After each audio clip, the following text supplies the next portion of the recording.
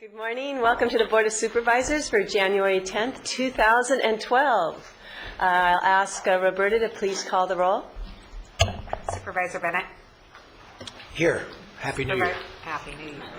Happy Zaragoza. Happy Zaragoza Day. Here. And Happy New Year. I'd like to remember the star, Zaragoza Day.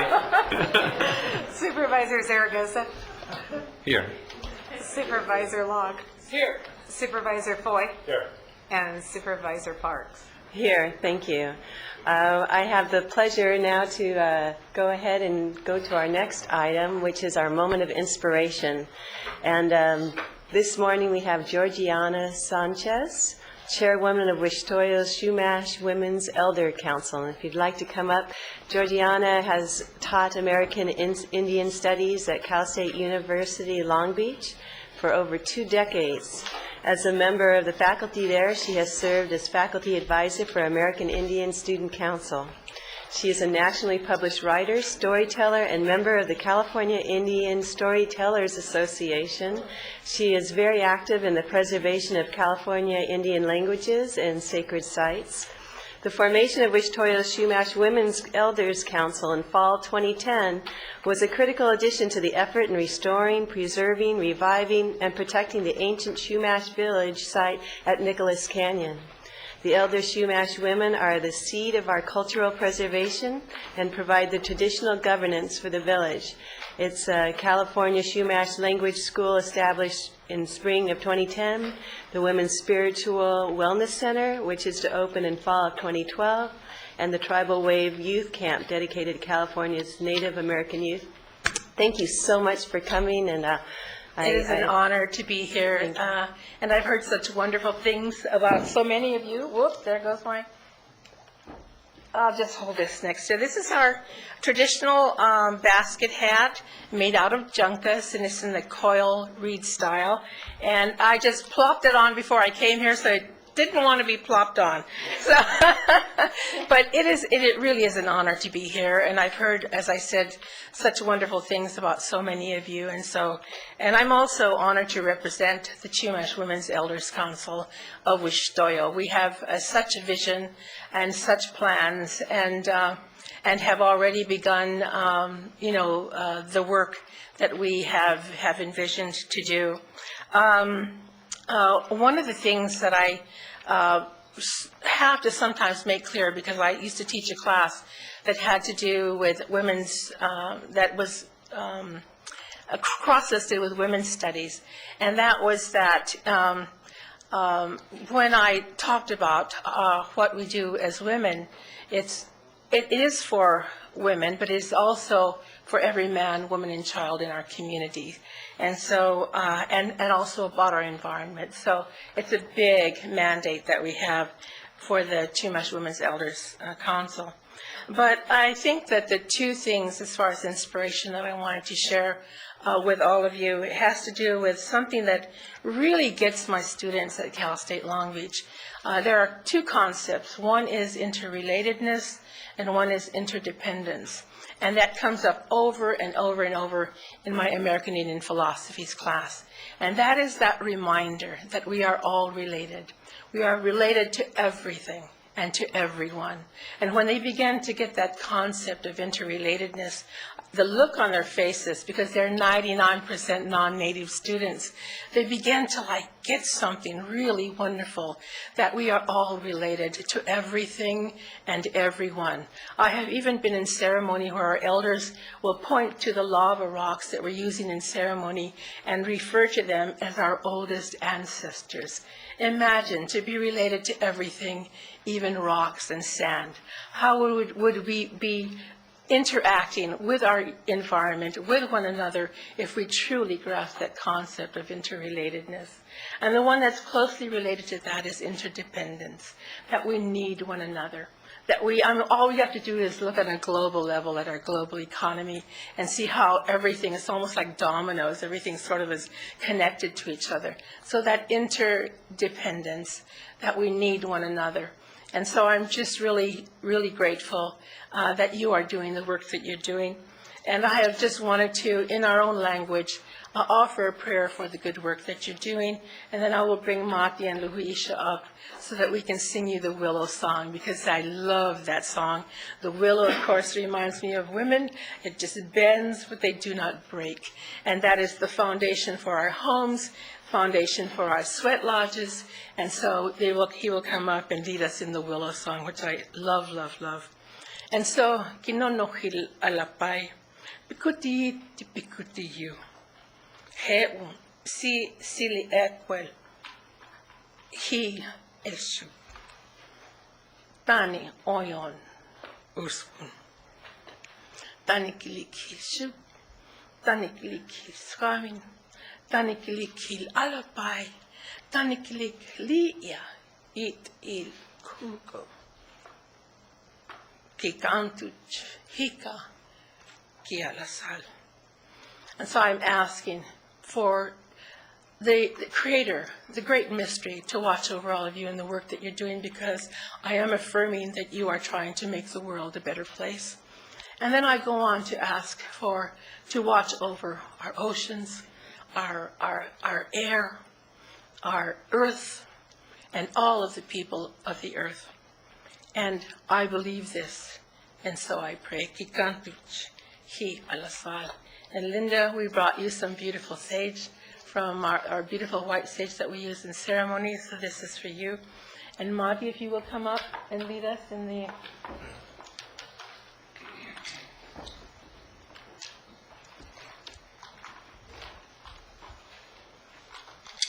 Go.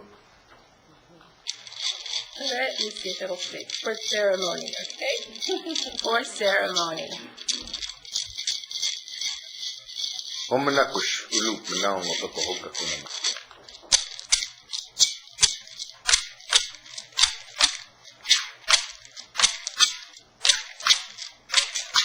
Henne ya honne, henne ya honne, henne ya honne,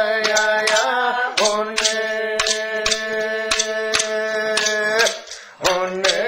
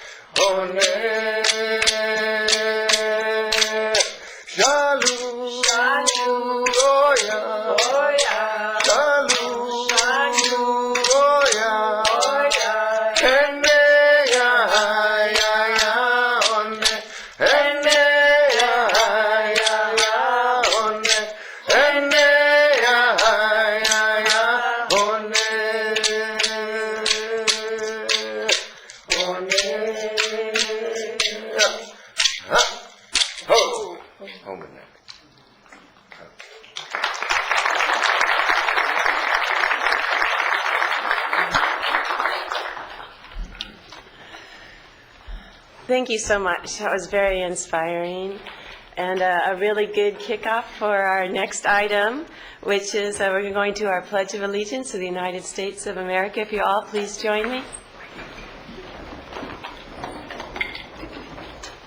I pledge allegiance to the flag of the United States of America and to the republic for which it stands, one nation, under God, indivisible, with liberty and justice for all. And now, that moment we've been waiting for all year, at least some of us, is the election of the chair and vice chair of the Board of Supervisors. And I believe at this time we can entertain a motion for chair of the board. Madam Chair, I'd like to put forward a motion for Supervisor John Zaragoza to serve as our chair in 2012. I'd like to second that motion. We have a motion and a second. And if we could all please vote. And, Wait a minute. My voting is not showing up. all right. No, I'll take control here. All those who support the motion, please say aye. Aye. Any opposed? Congratulations, Supervisor Zaragoza. And with that, we'll change seats. Okay. Actually, we take our seats. Yeah, take yours.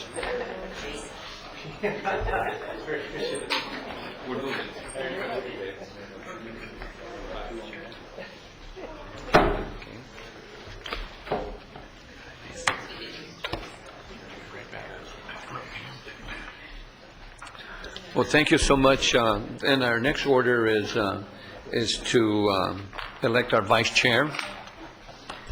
And Mr. Chair, yes, I'll ma'am. put forward the motion to nominate Supervisor Foy to be the vice chair for 2012. I'll second that. Second, okay, is our computer working here now? If not, we'll take, it is working? Okay.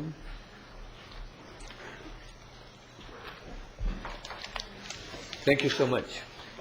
You know, what I would like to do at this time is, here I'm already going to change the agenda on my first, what I'd like to do at this time is share a couple of words and also move public comments up to right before the minutes, because we have some individuals that like to speak today and they want to go back to work and back to school. But before I do that, I'd like to share a couple of words. You know, I first of all, I want to thank the board, thank the county staff, and ladies and gentlemen, and my family. This is a very, very proud moment for me. I have spent my entire adult life in public service. And along that way, I've had many, many milestones. Today, serving as the chair of the board of the county of Ventura is a great honor, a major milestone for me, and I'm very, very proud of that. I want to thank my colleagues, for having the confidence in me, and I really appreciate that. I also want to commend Supervisor Parks for her great job. But before I continue, I have a little plaque that I'd like to give her at this time, if you'd like to come over. And it's a tiny one. However, because this is smaller every year. this is because of the budget. But it says Linda Parks, Chair 2011 Ventura County Board of Supervisors, and thank you for doing an outstanding job. Thank you. Thank you so much. Remember, it's not the size of the plaque, it's what you've done, and she's done an excellent job for us.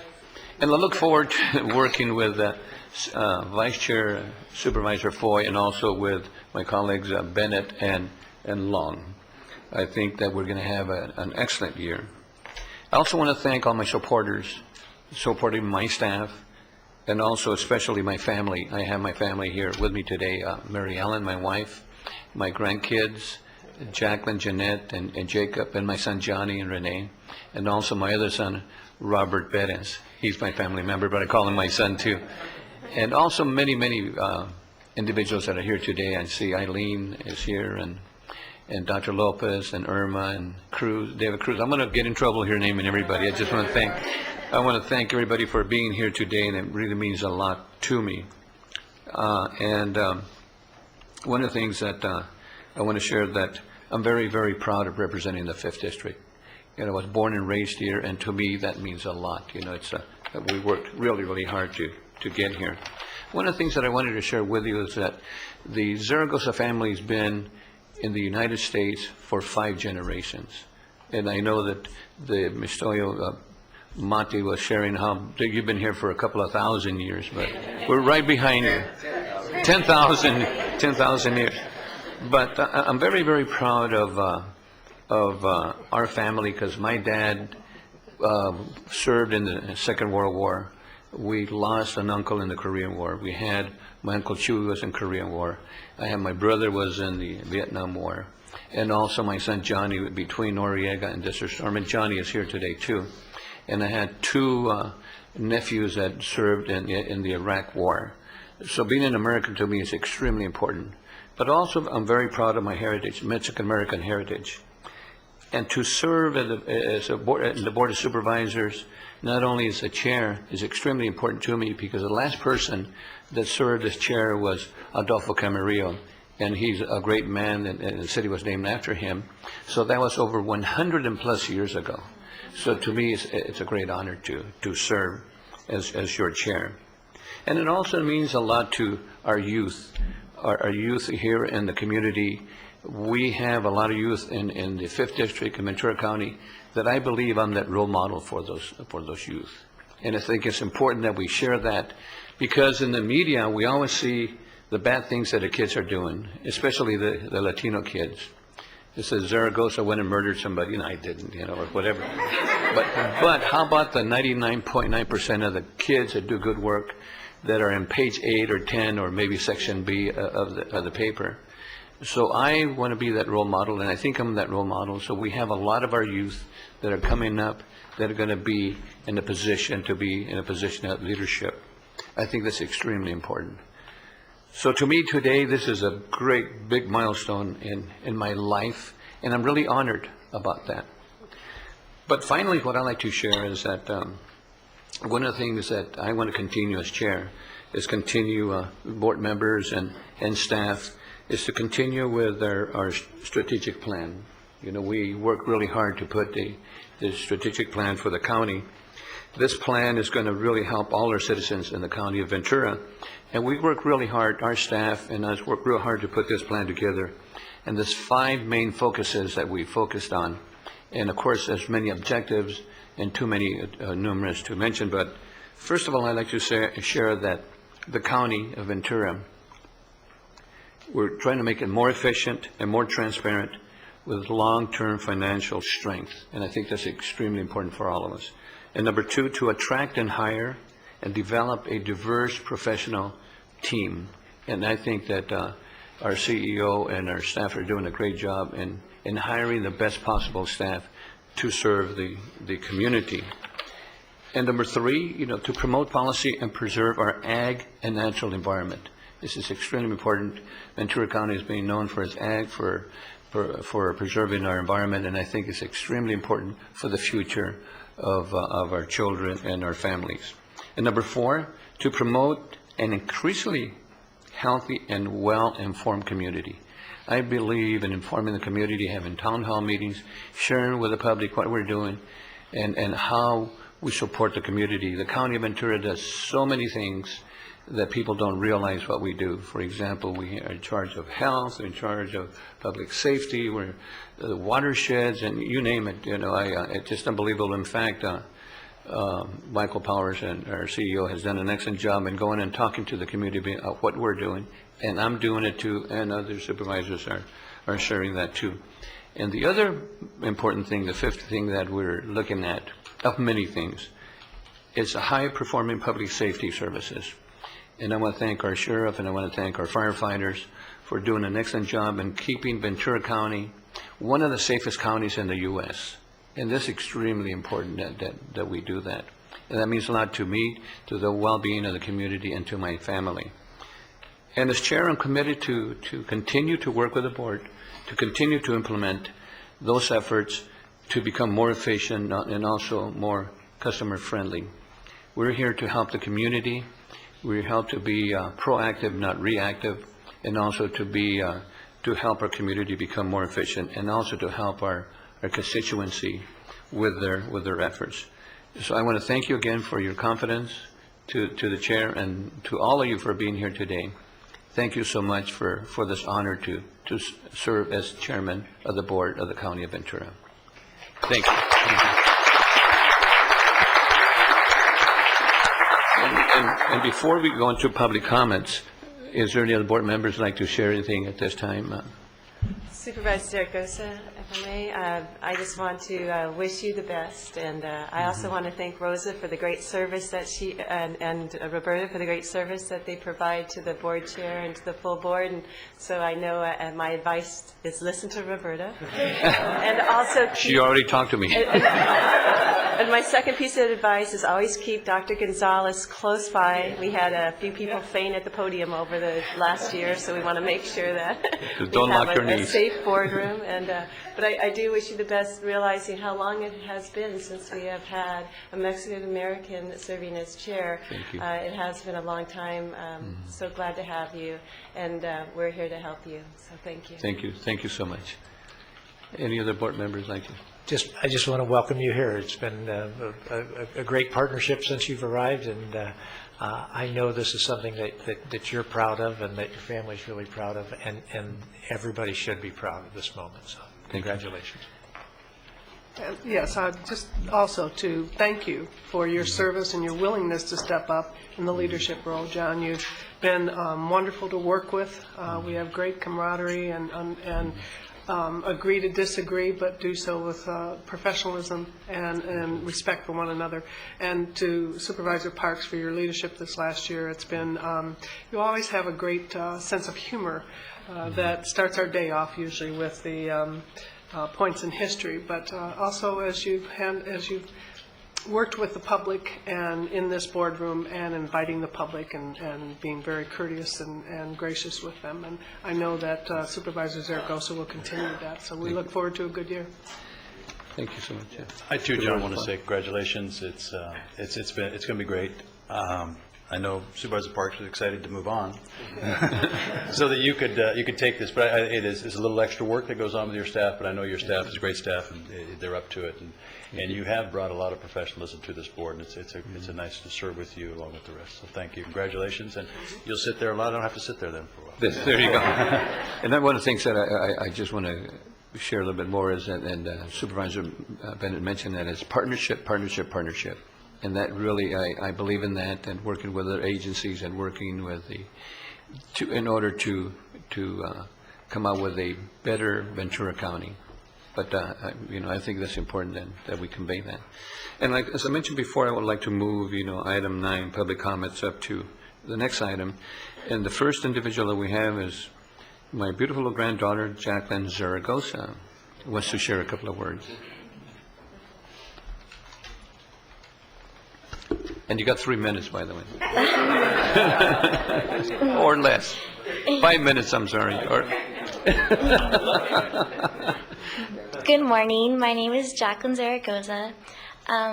Congratulations to Grandpa. I'm very inspired by his works. And I remember 4 years ago, I was I think a junior in high school, and I remember I was sitting right here, and I saw my grandpa sitting on the board of supervisors, and I was very proud. I remember campaigning for him, and our incentive, if we walked 100 homes, our incentive was a Slurpee. So that was really, I remember that. And I wish you all the very best. Grandpa, I wish you the best. I'm very proud of you. The Board of Supervisors, I wish you a successful and Happy New Year. Thank you. Thank you so much. Yeah. And we did walk a lot of homes, and it was very, very hot, so thank you for The next person that we have is John Zaragoza Jr., my son. Hi, I'm John Zaragoza Jr. Thank you for this opportunity, Chair of the Board, Mr. John C. Zaragoza. And Honorable Supervisors, thank you for allowing me to say a few words. I just want to say thank you. Thank you for your trust and confidence in him, and I want to thank the public, and Happy New Year, and thank you very much. Thank you, Have a good John. day. Thank you. And the next person is Dr. Tejada. Welcome, Doctor. Good morning. This is actually my first Board of Supervisors meeting in the morning. I'm usually teaching, but this was just an event that I couldn't pass up. And on behalf of the League of United Latin American Citizens, having to be the current district director for Ventura County, and its history being made today. People participating in the morning here. It's a beautiful blessing that we received today. The collegiality that I've been seeing from the board members, the working together as I speak to some of you, and we attend meetings, I see a great momentum for this county. I really do. I sincerely tell you that. I see a great momentum. I understand we all don't always agree on things, but I see that we're moving in the right direction for the benefit of the people. The positiveness that I see amongst you all working together is that if I was being a former basketball coach my whole day, put uniform on, the way the Lakers are playing right now, you would give them a hell of a run for their money, you know. But again, thank you for your confidence. The Latino community is very pleased in working with any direction that you move on. Mr. Powers is doing a great job in his communication, his visibility in our community, and we can't ask for anything more. So I appreciate the time that you've given me to speak on behalf of our Latino community and our league as well, and wish you a lot of luck in the new year. Thank you. Thank you, Doctor. We have the next speaker is Manuel Munoz from Vida. Vida newspaper's been around for, what, 25, 30 years? Almost 30. Yeah. Good morning, Mr. Happy Zaragoza. Mm-hmm. We all are happy, and we are very happy to see a Latino in this board. You have a great job in this community, and we're very happy to, after 100 years, to see another Latino in this board. And I hope, and the community hopes, that it doesn't take another 100 years to see another one here. We hope that in the next 4 or 5 years we have another one. We're very happy to see more Latinos in higher office in this county. And Vida newspaper has always been at your disposal to see how we can help you to communicate with the Latino community. The Latino community is composed of over 40% in this county of Ventura. The District 5 probably has probably 70% of Latinos in there. So we really, we're here to be part of this community. We've been part of this community for hundreds of years and wanting to be part and an active role in elected positions. Congratulations, Mr. Zaragoza, and congratulations, Mr. Foy, as well. Thank you. Thank you, man. Thank you. We also have Dr. Lopez, our former mayor from the city of Oxnard. And also, last night, he was named chair of the board for the Oxnard Harbor. And congratulations, Manny. Thank you.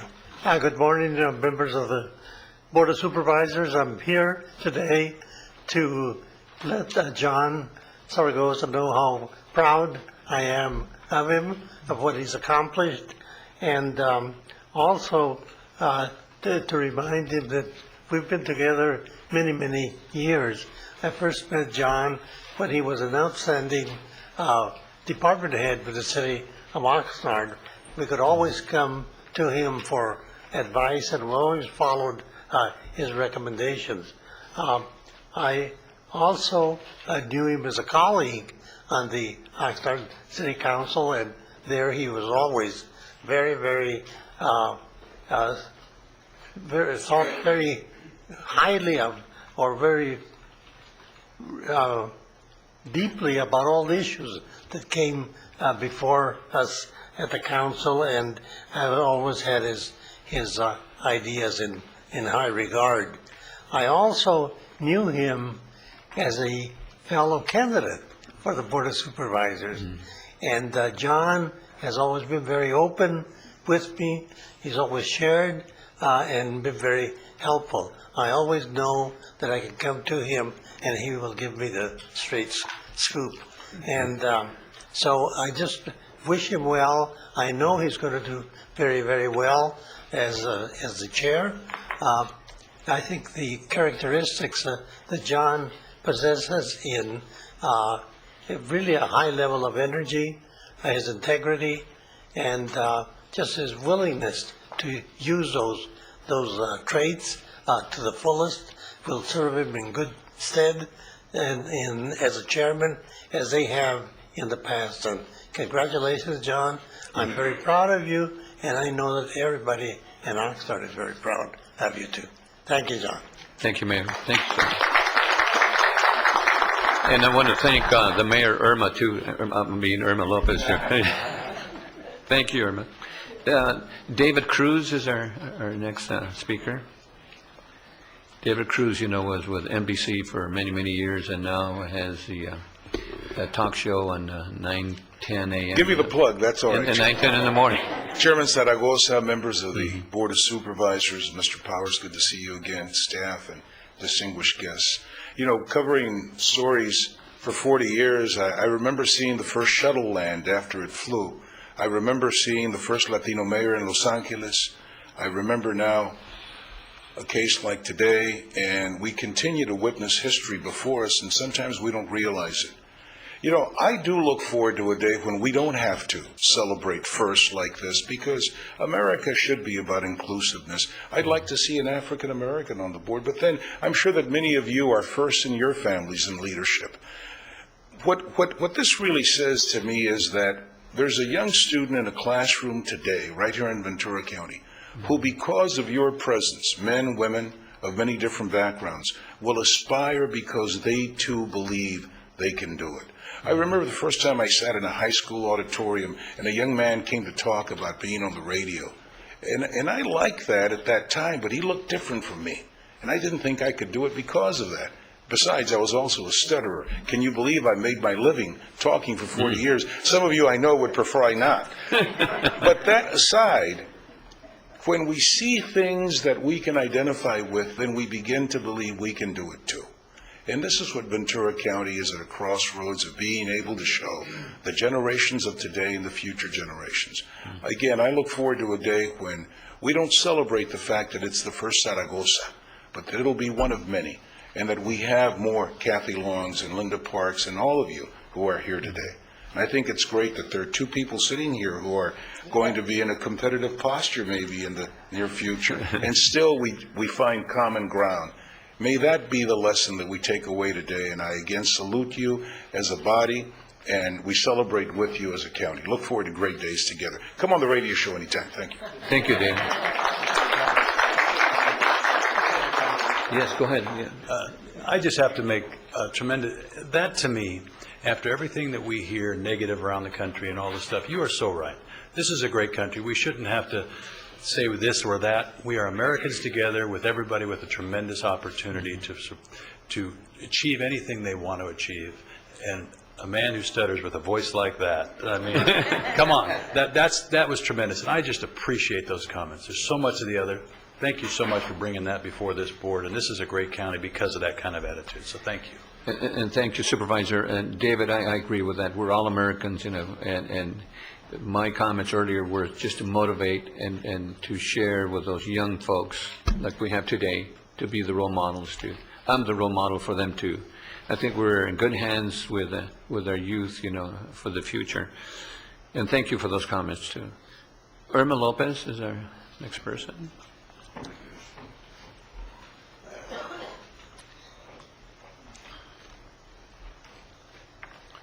Oh my God, I do not make my living by being on radio or TV, and I have to follow David Cruz. It's really difficult. But anyway, I am Irma Lopez, proud resident of Oxnard and of our county. I want to congratulate all of you for what you do for us in the county,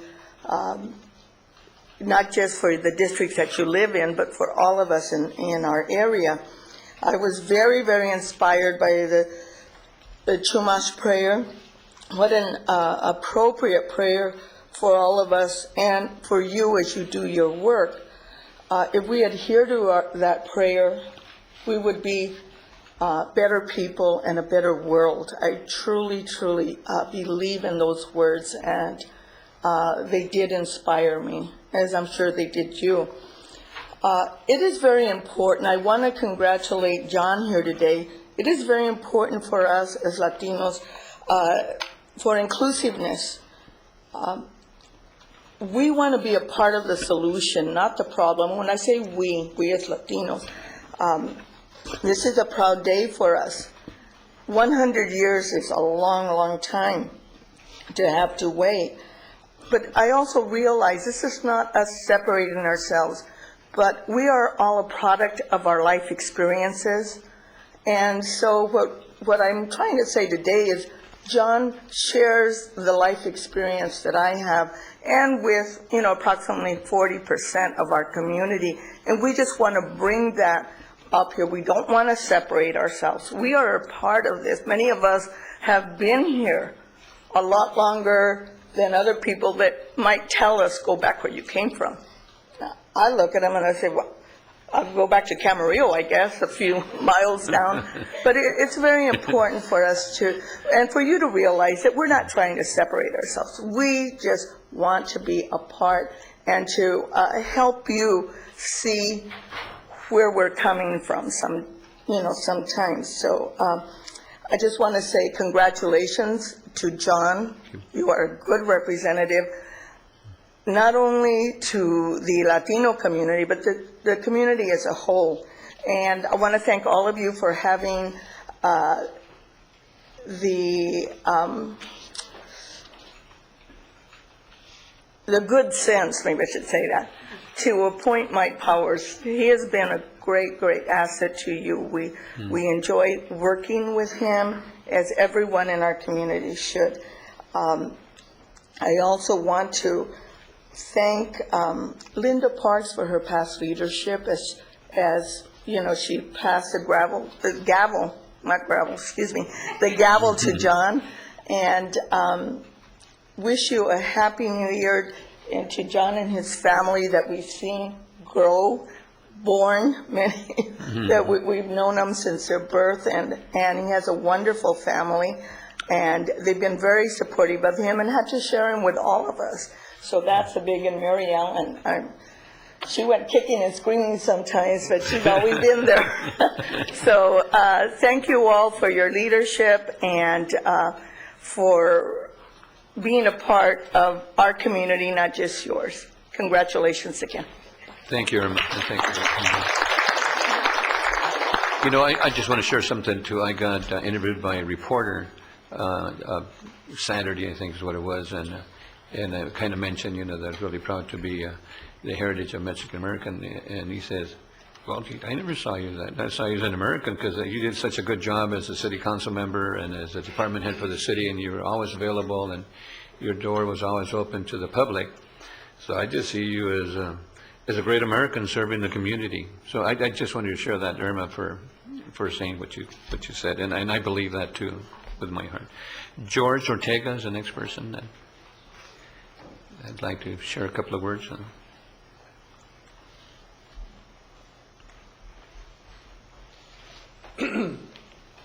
Good morning, board. I'm here to say congratulations to Supervisor Zaragoza. I want to thank you for supporting our community. I also want to thank you for supporting the students of Ventura County and especially of Oxnard, supporting the Oxnard College students. And we look forward to working with you and to the great things that are coming in the future. And again, thank you, board, for all your help and all your support and everything. Thank you. Thank you. And of course, you know, we support our students. You know, they're looking at many drastic cuts. You know, and it's just horrible. And Jonathan Portillo, Mr. Portillo.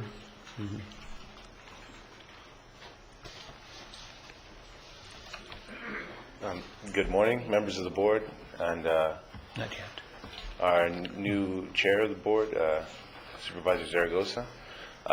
First and foremost, I'd like to congratulate you, and on behalf of the students of Oxnard College, you know, a lot of us couldn't be here because, you know, like we have class, and you know, it's really, you know, I'm really proud of this moment because you are a role model for the younger generation, and I'd like to say thank you for not only listening to us but also responding. And I didn't realize how hard it was to get a response until I got to college. And thank you, and I hope that, you know, a lot more people can see this and moments like these, and, you know, we can be uplifted and, you know, unite together as one community. Thank you. Thank you. And as you can see, we're in good hands with our youth. You know, thank you so much. And the last speaker that I have here is Mr. Mike Barber, Santa to the Sea, Mr. Santa Claus. Mike Barber's done an excellent job for the Nyland community and the half marathon and multitude morning. of other things. My name is Mike Barber. I'm a resident in Nyland Acres, and I'm here to congratulate John on his appointment to the chair.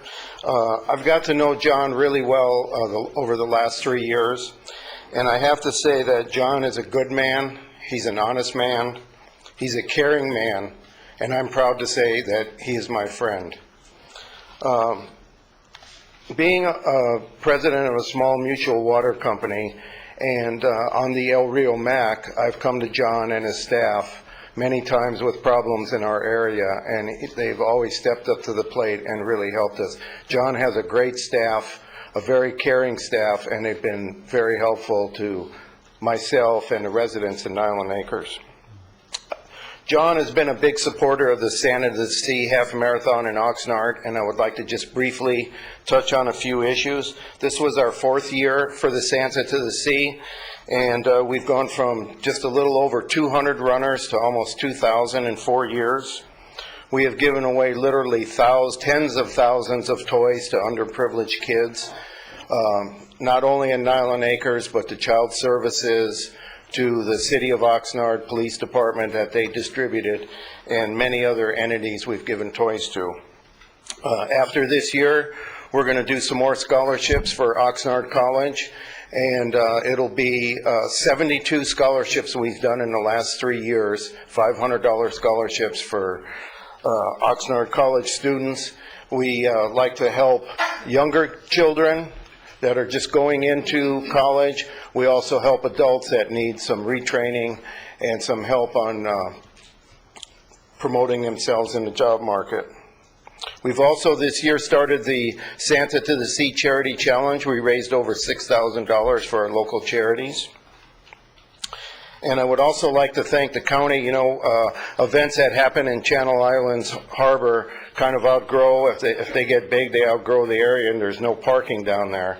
And we partnered with the county this year and sent all our marathon runners over to the county government center here to park, and it's been a big help for us. We bus them from there to the start line and then back out to the county government center. It's been a big help, and it's going to allow us to grow and get bigger. And we also had help of the Sheriff's Department help manage the parking lot in the morning to make sure the runners got to the proper place to park. This year, we started a green team so we could recycle all our waste from the run. And we partnered, this is the front of the t-shirt. Fantastic. This is the back of the t-shirt. And we partnered with Republic Services of Oxnard. They helped us manage all our trash. They collected all the trash. They took it to the Del Norte Recycling Center and recycled 100% of our trash. We really kicked it up a notch this year, but we could have never done it without Republic Services helping us. The last thing I'd like to say is I am really working hard to make Ventura County a running destination. There are literally millions of runners in the United States and tens of thousands of running events. We're trying to make Santa to the Sea a unique event that draws in runners from all over the United States, which we already are, and to help our kids with toys at Christmas, to help our students, to raise money from our local charities and be a green event. So thank you for your help and support. I really appreciate it. And John, again, congratulations. Thank you, Michael. I just want to share something too. Michael has really done fantastic work for our youth with the 2,000 plus gifts that we handed out to the kids over in Island Acres. And Michael had me run the 5K run over the Santa to the Sea with Mike Powers and David Smith. But the only problem I had, I did it in 40 minutes, and he did it in 20 minutes. I give him a chance. You beat Dave Smith, right? Dave Smith. And I also, again, I really want to thank Monty, for his. You want to share a couple of words, Monty? And then you can give us a little blue card for us. Cool. Congratulations, Chair Zaragoza. And I want to really thank the Board of Supervisors that have shown leadership in this county I believe Ventura County is what California is to the country. You know, we lead the way. We show the example. And to have women and men in leadership, we had a woman leader, a Chumash woman leader, that was our last chief. It's been hundreds of years. I can imagine seeing a supervisor that's native Chumash, but that'd be pretty great maybe in the future. But I want to thank you for the hard work. And I know, like Kathy, I've known you for many years, Linda and Steve. And I know you guys are crusaders for the environment. We really are dedicated to helping you in any way we can. We're shortfall in budget. We have our volunteers in our work and our commitment. As Chumash people, we have an obligation and responsibility to protect this land. And as leaders and regulators, to enforce those, we're more than proud to be working with such a council, a group that has such commitment. And with that, I want to thank you and congratulations to you and Linda for the work that you've done through the years that I've known you, and all of you. And I haven't got to meet you too much, but I appreciate the good work that you do. And thank all of you. And I hope that the blessings and health and safety and the love of your family will continue to be an example for all of our families in Ventura County. Thank you. Thank you, Monty, and the Whistle Oil Tree. Thank you so much. We still have, unfortunately, I was looking at this, not unfortunately, but fortunately, we do have 4 more public speakers. I might as well, let's go ahead and ensure that. Jean DeWell? Joan, I'm sorry. It says Jean, so. Joan, my apologies.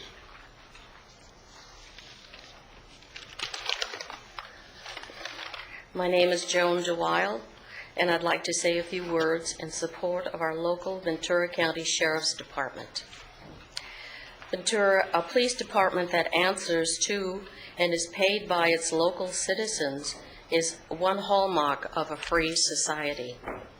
A national police force has its loyalty to the central government and not to the local community and its citizens. This we don't want. The reason for our visit today is to give you information on the Southern Poverty Law Center, the supervisors and the sheriffs in education of the police allow outside agencies to provide free seminars and continuing education for our law enforcement. The Southern Poverty Law Center is one of them. It was founded in 1971 by Morris Dees and Joseph Levin as a nonprofit civil rights legal firm. It calls itself a watchdog for hate groups like the KKK, pro-lifers, National Rifle Association, conservative, American veterans from Iraq and Afghanistan War, James Dobson's Focus on the Family, Catholic Family News, Bible-believing black pastors all through the United States, neo-Nazis, skinheads. They are tying violent groups to law-abiding organizations and attempting to criminalize and demonize in the eyes of law enforcement personnel those with whom the Southern Poverty Law Center disagrees. I encourage the supervisors to study the magazine we gave each of you and to go on the web, there's more on this, and support our local police and keep them independent and be careful of their education. Thank you. Thank you. And the next person is George DeWile. Oh, Charles, excuse me. Charles DeWile.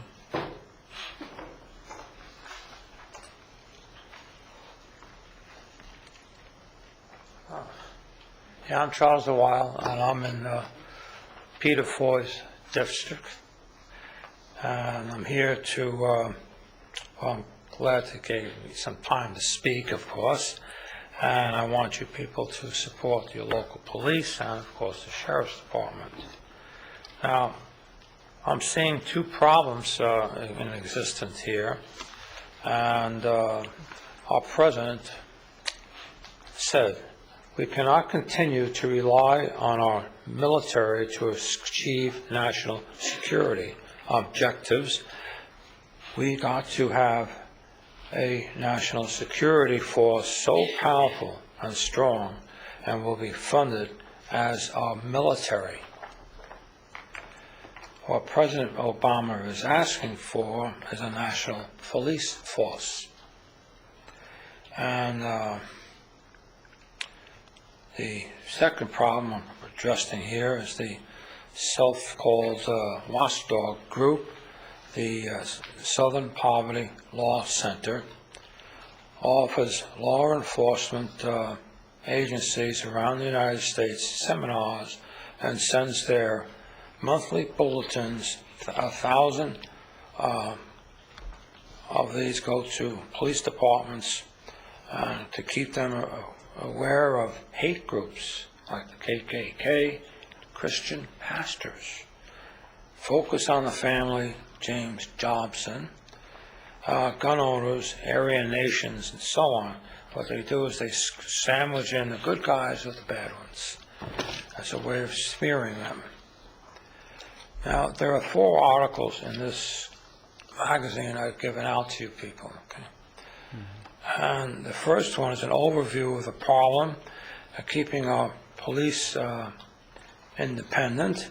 The second is how loyal Americans are targeted by the Southern Poverty Legal Counsel. The third one is the misdirection of law enforcement by the Southern Poverty Legal Counsel. The fourth one is the scamming for power, money, and control. I thank you for your time and support of our local police, and please keep them independent. Thank you. Think about this stuff. It's experience. It's bad stuff. Thank you for sharing. Okay. And the next person is Carolyn Gallay.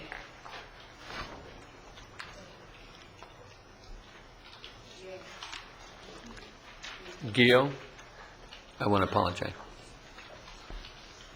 Got pretty close, huh? Pretty close. I want to congratulate the new chair and thank the outgoing chair for all her service. And I wish to go along with the DeWiles who just spoke. In a free society like the United States, power comes from the bottom up, not the top down. The United States is one of the last countries, or the last, to have widespread local police power. Local citizens must have direct responsibility for and control of local police departments. Police must answer to local citizens through their city and county governments, not the federal government. The freedom Americans enjoy is impossible without a system of local police. As the DeWiles have said, the Southern Poverty Law Center has distributed lists to police asking that many groups be targeted. I wish to say the Tea Party, in which I am involved, is unlike Occupy Wall Street, for example. They have committed no crimes. On the other hand, Occupy Wall Street resisted obeying laws and orders, causing chaos. People have taken pictures of these incidents to make police look vicious and draconian. That sets the stage for calling for federal control over police departments and for local police review boards. This has happened before. In the 1960s and 70s, such boards usurped the responsibility of not only city councils, but several other legitimate agencies as well. The Tea Party is a natural ally of local police. We take utmost care to obey all laws. We ask the local police to protect us from invasion and disruption, and they have. Please don't allow law-abiding groups, such as the Tea Party, to be included in a list along with the KKK and neo-Nazis. such as the Southern Poverty Law Center has done. Thank you. Thank you. And the last one is, speaker is Kelly Barth. Kelly? Good morning. Morning. And on a much heavier note, I'm going to start with a very short sentence. The best fact is one that is set in context, that is known in relation to other facts, that is perceived in part in the context of its past, that comes into understanding as an event which acquires significance because it belongs in a continuous dynamic sequence. I'm here today because my son is in the hospital due to complications from his child abduction back in 2004. This county obtained a federal grant to prevent such abductions. A year later, after 14 months, after nobody would help find him in any way, shape, or form, I find myself standing in a court in this county with a district attorney officer who says, we've known where that child was all along. Finally, when that child was returned to the county by order of a different judge, he was ordered to be placed in my custody pending the outcome of a child abuse investigation against his mother. That child abuse investigation was sent over to the Juvenile Justice Center, where it sat and died. Not soon thereafter, the mother goes into court, tells a whole bunch of lies. That child goes back into the custody of his abuser. Well, this morning, people, ladies and gentlemen, he's in the hospital. The complications are due to his incaprices, which the county is well aware of in my medical file that has been relayed over to you guys. I'm going to take this opportunity to take this day to advise this county to stand up and do what's right. At the very least, send them some flowers. There'll be more to come. Thank you for sharing, Kelly. And that's our last speaker for the public comments, and I want to thank everybody that is here for that. We have one more, and we'd like you to fill out a speaker card once you complete here. Go ahead and share your name. And my name is Michael Schofield, and I'm here to address the Supervisors Board on marijuana issue. This county, I have a house that I've had for 30 years. Two people grow marijuana on the street. You can't rent the house. You can't sell the house. You know, I'm not against it, but I want to ask you one question, and what would you do if it was next door to your house? It really affects the street. When crime moves in on the street, it's not the same place. There's no children on the street anymore. And yeah, I really don't know what to do. I've been in touch with Mr. Bennett's office. I've been in touch with the police. I've filed numerous complaints. You know, like I say, I'm not against it, but I think that it should be a certain area designated for it in an agricultural area or whatever that can be supervised, and I really don't see it belonging in residential neighborhoods. You know, just like, what would you do if it was next to your house? That's all I really want to know. It's just, that's pretty much all I have to say. And I wish you all a Happy New Year. Thank you. And staff probably took a record of that. I'd be glad to fill the card out wherever it is. She got a blue one there. Thank you so much for sharing with us. Okay, I appreciate your time. Thank you. And I just want to offer to the speaker, we share his frustration. We've had staff out there. There are just legal restrictions in terms of what we can do, when we're allowed to enter the property, we've had the police department look at it carefully, but I do share his frustrations. Thank you so much. Our next item is item number 6 of minutes, for the Board of Special Districts. And my understanding is that we're looking to approve November 22nd and the 6th and then continue December 13th. Is that correct, Roberta? And that's my motion. Okay, second. Okay, let's go ahead and...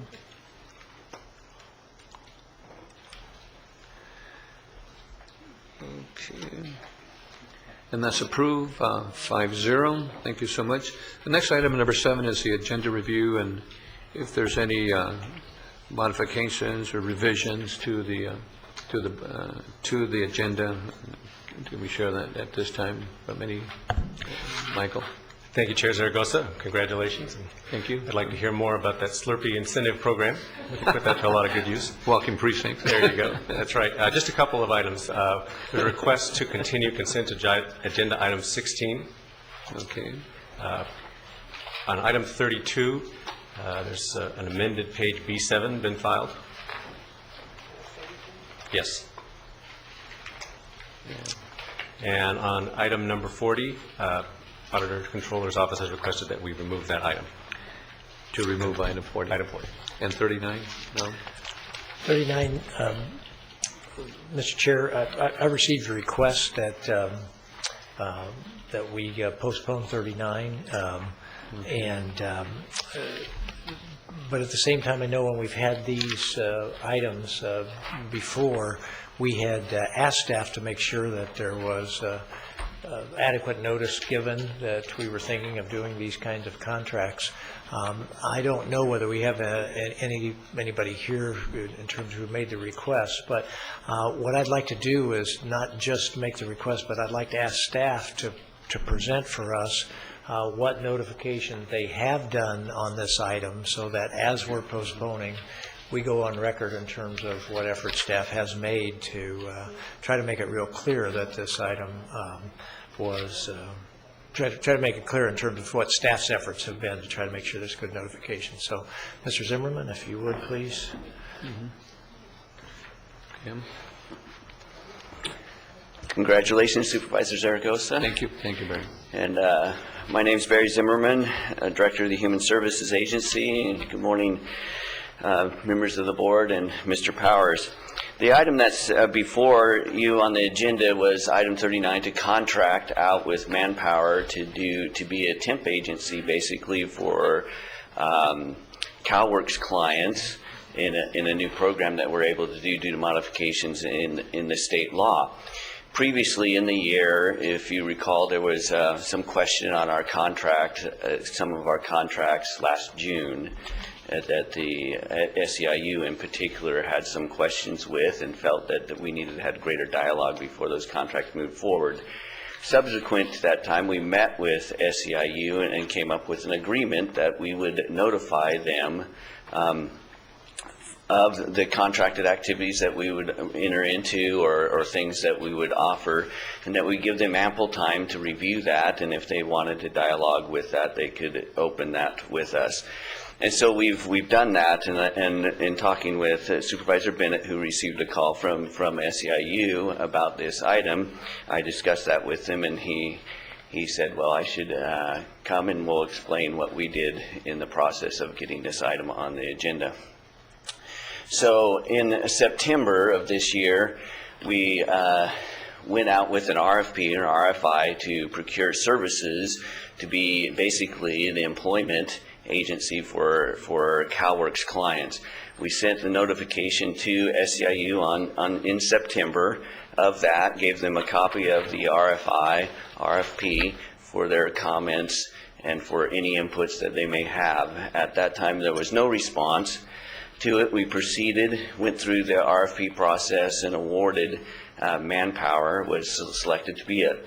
In establishing the contract and preparing for the board, we committed that we would try to give SEIU at least 30 days in advance of the board item to know that we were moving forward. On December 8th, we sent them another email giving the intention that we tend to come to this date in the boardroom with the contract and to award it, and no response was given.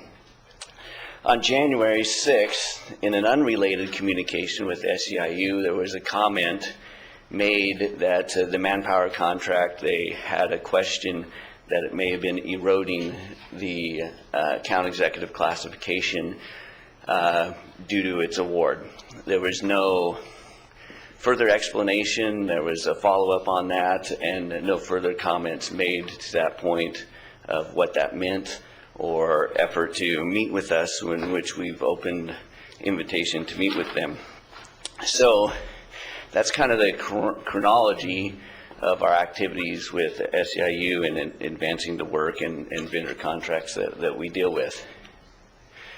Really quick, the contract before you is a contract to provide temporary placement services, basically through a temp agency of CalWorks clients into jobs, with an idea of temp to permanent hire, that they would then secure employment for the long term. There's incentives in there for retention and for moving individuals from a temporary status to a permanent status there. It's a type of work that we traditionally do not do ourselves. We do not operate as a temp agency or as an employer of record per se for CalWorks clients. The reason we're able to do this is that there has been a change in the state law that provides us to basically offset the cost, the wages provided through the grant. So it's a grant, deferring the grant for wages basically is what it is in a nutshell. The role of our account executives is unique, and it was started amongst probably about 14 years ago. The account executives was created under the WIA program, which is Workforce Investment Act, and the job programs there. And their role is to broker WIA clients and training opportunities, both OJT as well as placement into employers as an employer relations or liaison for WIA clients. They are not funded to participate in the CalWorks program there. So the current contract and the explanation that would be made and has been made to the union, that our commitment is that we do not hire services out that will displace current employees or change classifications or structures. And so those are the lists there, that no current employee will be displaced, no union position will be eliminated associated with the contract. And we've done similar services like this in the past when we've had programs for subsidized and subsidized employment for CalWorks program. We've contracted that out for vendors to broker. So that was kind of the context, and that was the scope that was delivered to SEIU for their comment. And so, you know, that's kind of where we're at today. We feel we've acted in good faith in working with the union and respect their requests, but in this case feel that you know, we've done more than what we've lived up to our commitment and our honor as far as communication. So SEIU was given all this information, and they did work with you, variant. We invited them multiple times to, I mean, we gave them all the information, invited them if they had concerns to meet with us, and they did not choose to meet with us or even correspond until just this past week. Any other questions? I see a young lady waving back there, and I don't have a card for you. Or... I'm from SEIU, though. Okay. Yeah, what are we going to do on this item? It's just agenda review. We're going to come back on this. Unless the supervisors ask them forward up. Do you want to? I certainly don't mind hearing from the representative from SEIU. If the rest of the board doesn't mind hearing that we've heard from our staff, we got the request, and then when I talked with Mr. Zimmerman and found out what they've done, I thought, well, I don't want to just make a request to postpone and imply that staff hasn't done some outreach. So I'm happy to hear from SEIU in terms of. What's the pleasure of the board? Just we pull the item up then and hear the full Let's just do the whole thing instead of asking him to come back later or something. Well, I'm not sure. I mean, I did indicate, and I would be supportive. I indicated that I talked to Mr. Zimmerman. He said this was not time sensitive. I indicated that I'd be supportive of of a delay. A continue. Of continuation of this item.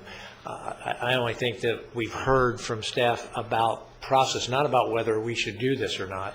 I think, are you prepared to talk about why you didn't respond? That's the only thing I would, if there was some reason why they didn't receive emails. I got a question. Let me ask County Council, can we continue with it, should we continue this and allow SEO to speak on that, or we can bring it later, or what's the protocol in there? I think it's proper to allow speakers to speak on item 7, agenda review. So I think you can allow comments related just to whether it should stay on the agenda or not. If you want to get into the substance of whether you want to authorize the contract or not, you should, Continue. come back to it separately and continue it. But you could entertain comments from any member on just whether it should be on the agenda or not. So I think you can do that. Okay, let me go ahead and, you want to come up and share some, and then we'll see if we're going to continue this item or not, and then fill out a speaker card once you. Thank you so much. My name is Pam Fair. I'm the coordinator for Tri-County's SEIU 721. This is sort of embarrassing, but on December 8th, SEIU International and 721 Local moved offices from our Virgil Avenue address in Los Angeles to Wilshire Boulevard. On December 8th, up until, well, currently, our email system was knocked out completely by moving a server. We have not had any incoming email from outside sources. We still don't. We get them from internally, but our email was completely down. So our worksite organizer, Laura Espinoza, I believe talked to a few of you about the fact that we didn't have a chance to receive it, let alone respond. As soon as she got it through another channel on her personal email, I believe, she indicated that we hadn't even had a chance to look at it. So modern technology. You haven't had a chance to. We haven't had a chance to look at, thoroughly look at it, but we would be prepared to do so as soon as possible. We just haven't had a chance at this point. Thank you. Thank you. So the pleasure of the board is to continue this to. I have a question, and it's probably going to go more go to the subject matter, and that's to Barry, as to the delay. This is a short contract. This is January, at this point, January to July, or July, right? So it's the remainder of this fiscal year. Issue with that? The issue would be that it would probably compromise the ability to serve the number of individuals that are scheduled to serve.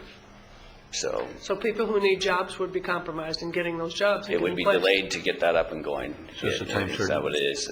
There's no, and I expressed this, Steve, we don't have any hard, funding requirements or so forth, that require today to do that. So I can't say that's a deadline. It is, though, been since basically the award of the contract in early November, trying to get the contract in place. So further delay of that would just delay out the program starting up.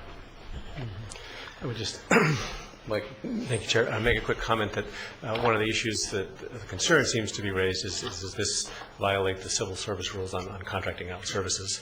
Something that I know HSA takes very seriously, our office does, and HSA reviewed this with County Council to make sure we were following those rules. So I just add that, and that has been the determination that we are meeting those rules. Oh, so that's important. That's important too.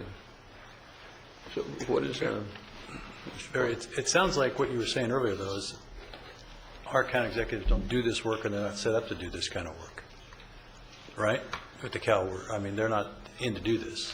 The county executives do not operate as a temp agency in employer record. In this case, the contract is specifically Manpower will be hiring the CalWorks as employees of theirs to broker to businesses that they have in place.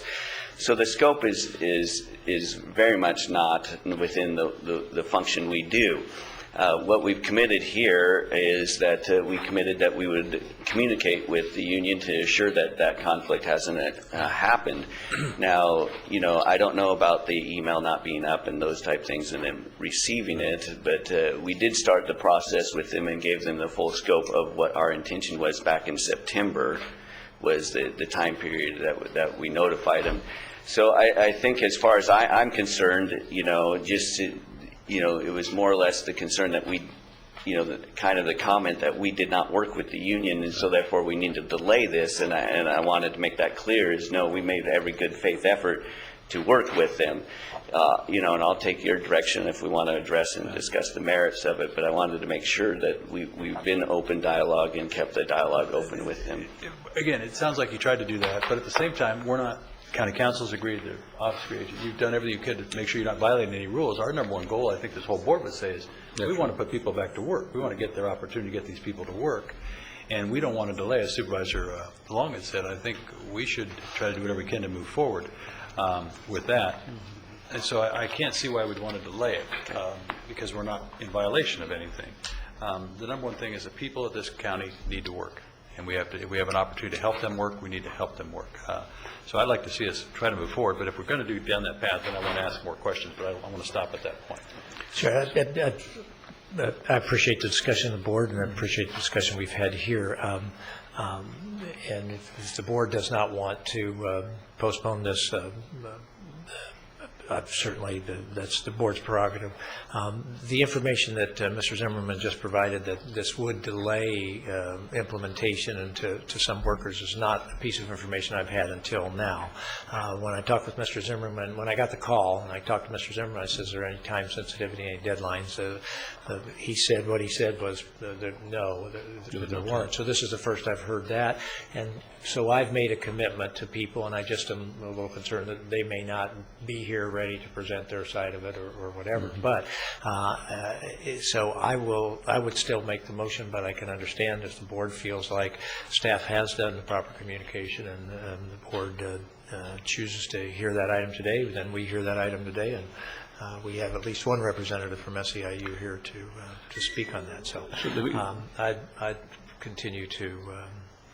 So based on the representations that I've made to people, I will continue to recommend that we postpone this item to our next. So if we continue this for a week with that timeline?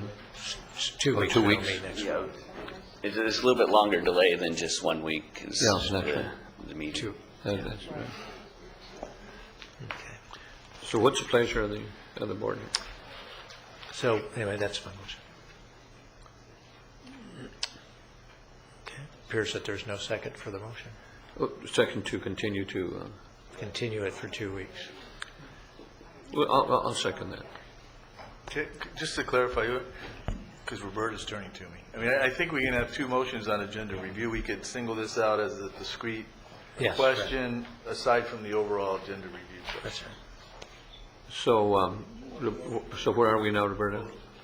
It's a motion to pull item 39? 29. 39. For 39. 39, right, isn't that? 39, yes.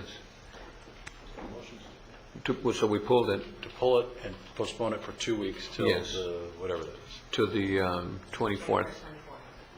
I'll second that. Okay, so...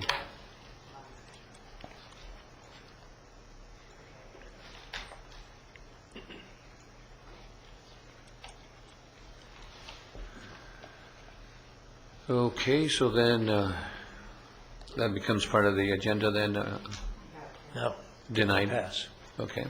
So then it stays the agenda for it stayed with the agenda. Okay, so then we continue back to agenda review. Back to the agenda review. And is there any other items that the board might like to take in consideration? Because we have to continue item 16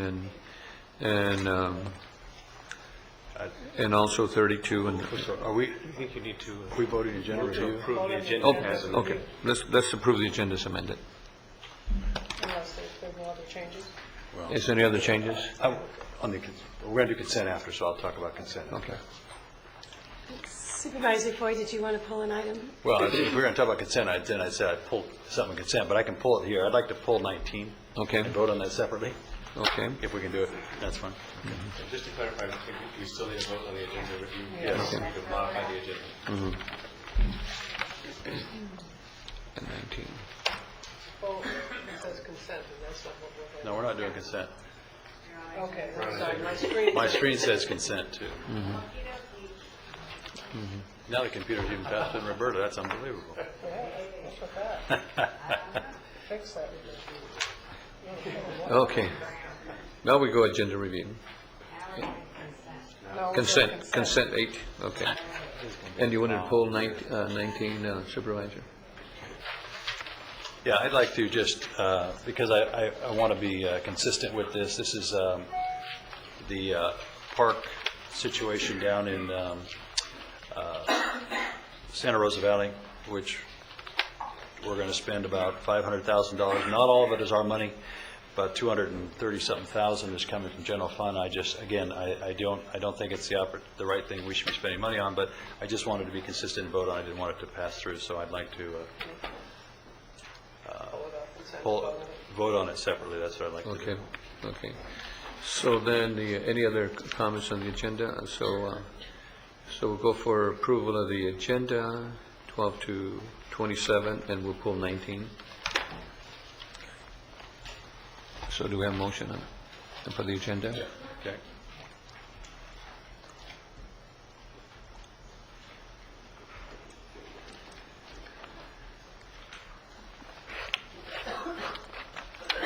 And now that's approved, and now we'll consider 19. Move approval.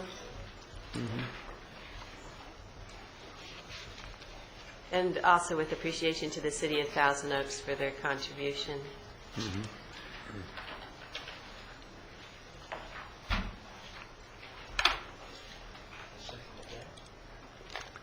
Just a second, okay.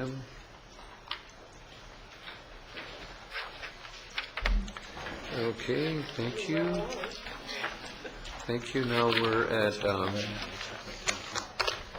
we're not quite time certain, Roberta? Okay, and board comments? Item 10. Push those off. You You want want to to trail those? trail those? with Why don't the we people? trail? Yeah. Why don't we trail the board comments and we'll go into item time certain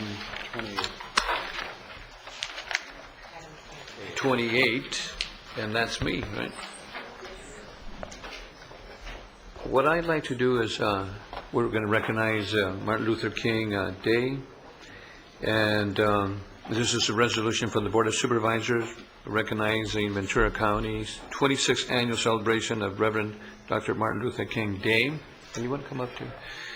Whereas the Martin Luther King Junior Committee of Ventura County is a community organization with 25 members dedicated to raising the awareness of the late Reverend Dr. Martin Luther King Jr., who changed our nation forever through the leadership, service, and clarity of vision. And whereas in the brief time that Dr. King walked upon this earth, he devoted his life to strengthening the content of the American character and called on our nation to live up to its principles of life, liberty, and pursuit of happiness for all its citizens.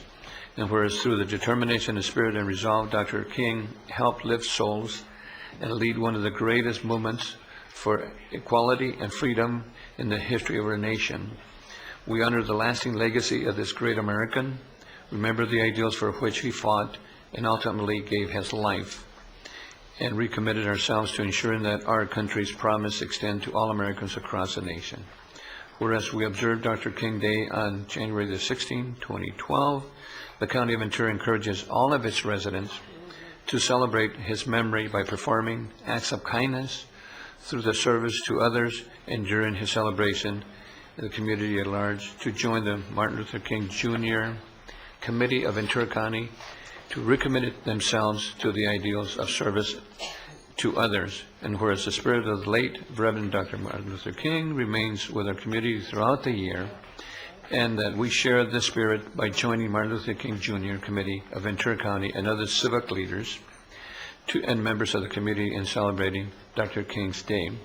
Now therefore let it be resolved that the Ventura County Board of Supervisors takes great pleasure in recognizing the 26th annual celebration of Reverend Dr. Martin Luther King Jr. Day, and encourages residents to honor Dr. King by living out his teaching, and as we continue to work for the day when the dignity and humanity of every person is respected. And this is presented on the 10th day of January 2012. And I'd like to share that I participated in the march over Knoxnard for the last 16 years and so forth. Do you have any comments that you'd like to share with us, and I'll go down to present this to you? Yes, we're going to have the individuals here present themselves to the board. And my name is Everett Garman, a resident of Ventura County, 35 years, an employee of the city of Ventura. My name is Rondia Coffer. I've been a resident of Ojai, California for 5 years. And I'm Lanny Coffer, Rondia's husband. We've been on the committee for 2 years now, and I also served with Dr. King's SCOPE project, a voting registration project in the South in 1965, which is how I got involved with all this. So it's very gratifying to see this holiday created and to see the support continuing from Ventura County. I also have a brief statement I'd like to read to the board. Being involved with the Ventura County We Support the Dream campaign that supported the national fundraising effort for the Reverend Dr. Martin Luther King Jr. National Memorial has been a labor and love and a highlight during the past 5 years as co-chair of the Ventura County We Support the Dream fundraising campaign. It has been awesome to watch what has taken place as local businesses, churches, fraternities, sororities, corporate giants such as Amgen, State Farm, California Lutheran University, along with everyday people who have contributed to make this dream a reality. It's part of what Dr. King talked about, brothers and sisters working together. I have 3 young adult children, and I want them to be a part of this history, to see it, to know it, and to learn the importance of working together as a community and giving back. I have passed to the board an award that I was presented back in Washington, D.C. As part of our unique fundraising campaign in support of the memorial. One of the guarantees that we made in raising funds for the memorial was that if you gave $1, they received $1. There was no administrative overhead cost taken out of the contributions that the residents and businesses of Ventura County contributed toward this particular endeavor. And at the dedication luncheon a few months back, I received, and if Supervisor Bennett can show the award that we received, and it was a surprise to me because I had no knowledge that we were going to be receiving that. I also passed along the commemorative program book that was part of the dedication weekend, and it was something that I'm very proud of as a resident here in Ventura County. And would like to thank the board for their continuous support. I would like to call out a few names, if you will. Former county exec Johnny Johnston came to my office about 4 years ago to give a small donation for this particular endeavor. And I said, it would really be great if you could buy an entire table for our fundraising deal. And he thought about it, and he said, sure. And I handed him a pen, and he wrote a really large check. And Paul Dursey, your assistant county exec, came to that particular dinner. Last year, your now county exec, Mike Powers, was in the audience here when I was here before you and invited you to come forward. And he came out and he says, can I come? And I said, certainly. And he was there. We have provided personal invitations to each of the board members to come out to next Monday's event, which starts at 8 o'clock in Oxnard. And those same invitations were sent, or actually they were hand-delivered by me to every council member in Ventura County. So I want to thank you for your continuous support, and that's about it. If there are any questions, I'll be more than happy to answer those, but I'm going to come over and receive the resolution. I want to do the resolution, and thank you. We're going to be there. I'm going to be there Saturday anyway for the march at Plaza Park. Monday. I'm not changing that. And here's our former. Oh, we have a former council member. A little bit late, but it's okay.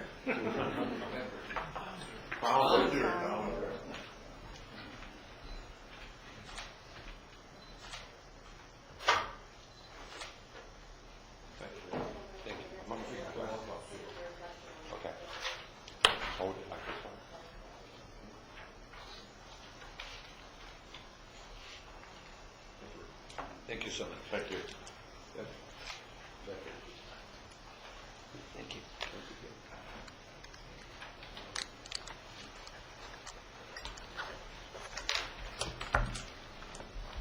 Thank you for your leadership on this. Oh, you're quite welcome. Marvelous. Thank you. Everett, you have been, I don't get to keep this. He's looking for that. But I did want to say, you've been a remarkably steady leader on this effort, and you've carried it with so much dignity, and I've admired that. Thank you. Thank you, Everett, and thank you again to the committee for your excellent work. Thank you. Okay, our next item is a public hearing, and I'd like to open this public hearing at this time. This is regarding adoption of resolution approving water rate adjustments and revisions to the rules and regulations of Lake Sherwood Community Service District, and we have Mr. Pacala. Congratulations, Supervisor Argos. Thank you. Good morning, Chair, members of the board, Mr. Powers. Reddy Pacala with the Water and Sanitation Department of the Public Works Agency. As the Chair mentioned, this is a public hearing for the proposed water rate increase for Lake Sherwood Community Services District. District provides water supply to more than 680 properties within Lake Sherwood, and entire water supply for the district comes from imported sources from Metropolitan Water District through Cayugas Municipal Water District. Effective January 1st, 2012, imported water costs have risen by 8%. We reviewed the impact of the imported water cost increases and prepared a detailed water rate analysis and presented to the Citizens Advisory Committee appointed by your board. The Citizens Advisory Committee unanimously concurred with a 4% commodity rate increase beginning next month, which is February 2012. Last year, water rate increase for this district was 10%. As your board is aware, water rates are subject to Proposition 218 protest hearings. A 45-day notice of the proposed water rate increase was mailed to all the property owners, and our clerk of the board did not receive any protest letters. Our office in Moore Park received one call from one of our customers asking for the process we went through and also asking for a copy of the budgets. We are recommending that your board adopt the resolution in our staff report, and that concludes my verbal presentation. I'll be glad to take any questions you might have. Thank you, Mr. Pacala. Is there any members of the board that have any questions for? I just got a comment. Okay. I just had the opportunity to spend, we spent probably an hour and a half yesterday together with Reddy, and after all the stuff we did with water last year, Reddy and his staff are really looking at new options and all the different ways they can try to keep these rates down, and he's done some tremendous things. I think we're going to see that in our next time he comes back and the water district in Moore Park. So I just want to appreciate all the hard work that you've done and try and find ways to continue to the costs that you can control, your own overhead costs, and trying to reduce those things and all the new stuff that's making it hard on people. But I think also Reddy wants to try to get rid of that reputation of Mr. 23%. And wants to take this one at Mr. 4%, doesn't he? But I appreciate it, Reddy. Thank you. And of course, this is a pass-through, right? Yes, sir. Pass-through. Okay, let me see. We have, this is a public hearing, and we do have a speaker, Douglas Sullivan.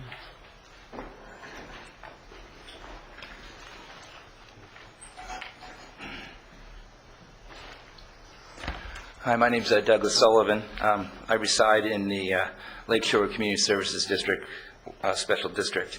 I give Reddy and the Advisory Board a lot of credit for the work they've done. There's a couple things I'd like to bring to your attention, though.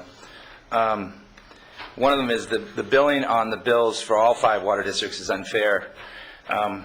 When I got back from vacation, I analyzed my water bill, and I never noticed this before, and I've analyzed them before. You have your tier rate, which is on the bill, and then there's a days in the billing cycle that's on the bill. It's on the top right-hand corner of the bill. Well, I noticed that all the bills last year and the year before either have 28 days in the billing cycle, 29 days, and then it jumps to 34 or 35 days. Well, that didn't make any sense, so I started dividing the amount of days in the month to the tier, and in a lot of cases, in my case, once or twice we went over the tiers because of this billing, this tier rate is not prorated for the amount of days in the month. So on the one side where you're under 30 days, I talked to, I'm skipping all over, I talked to Ann Dean in the Waterworks Department last week, and she explained that the tier rate's based on a 30-day month. Well, when you're in a 28-day billing cycle or 29-day billing cycle, the client gets the benefit of the doubt by 1 day. But here's the problem.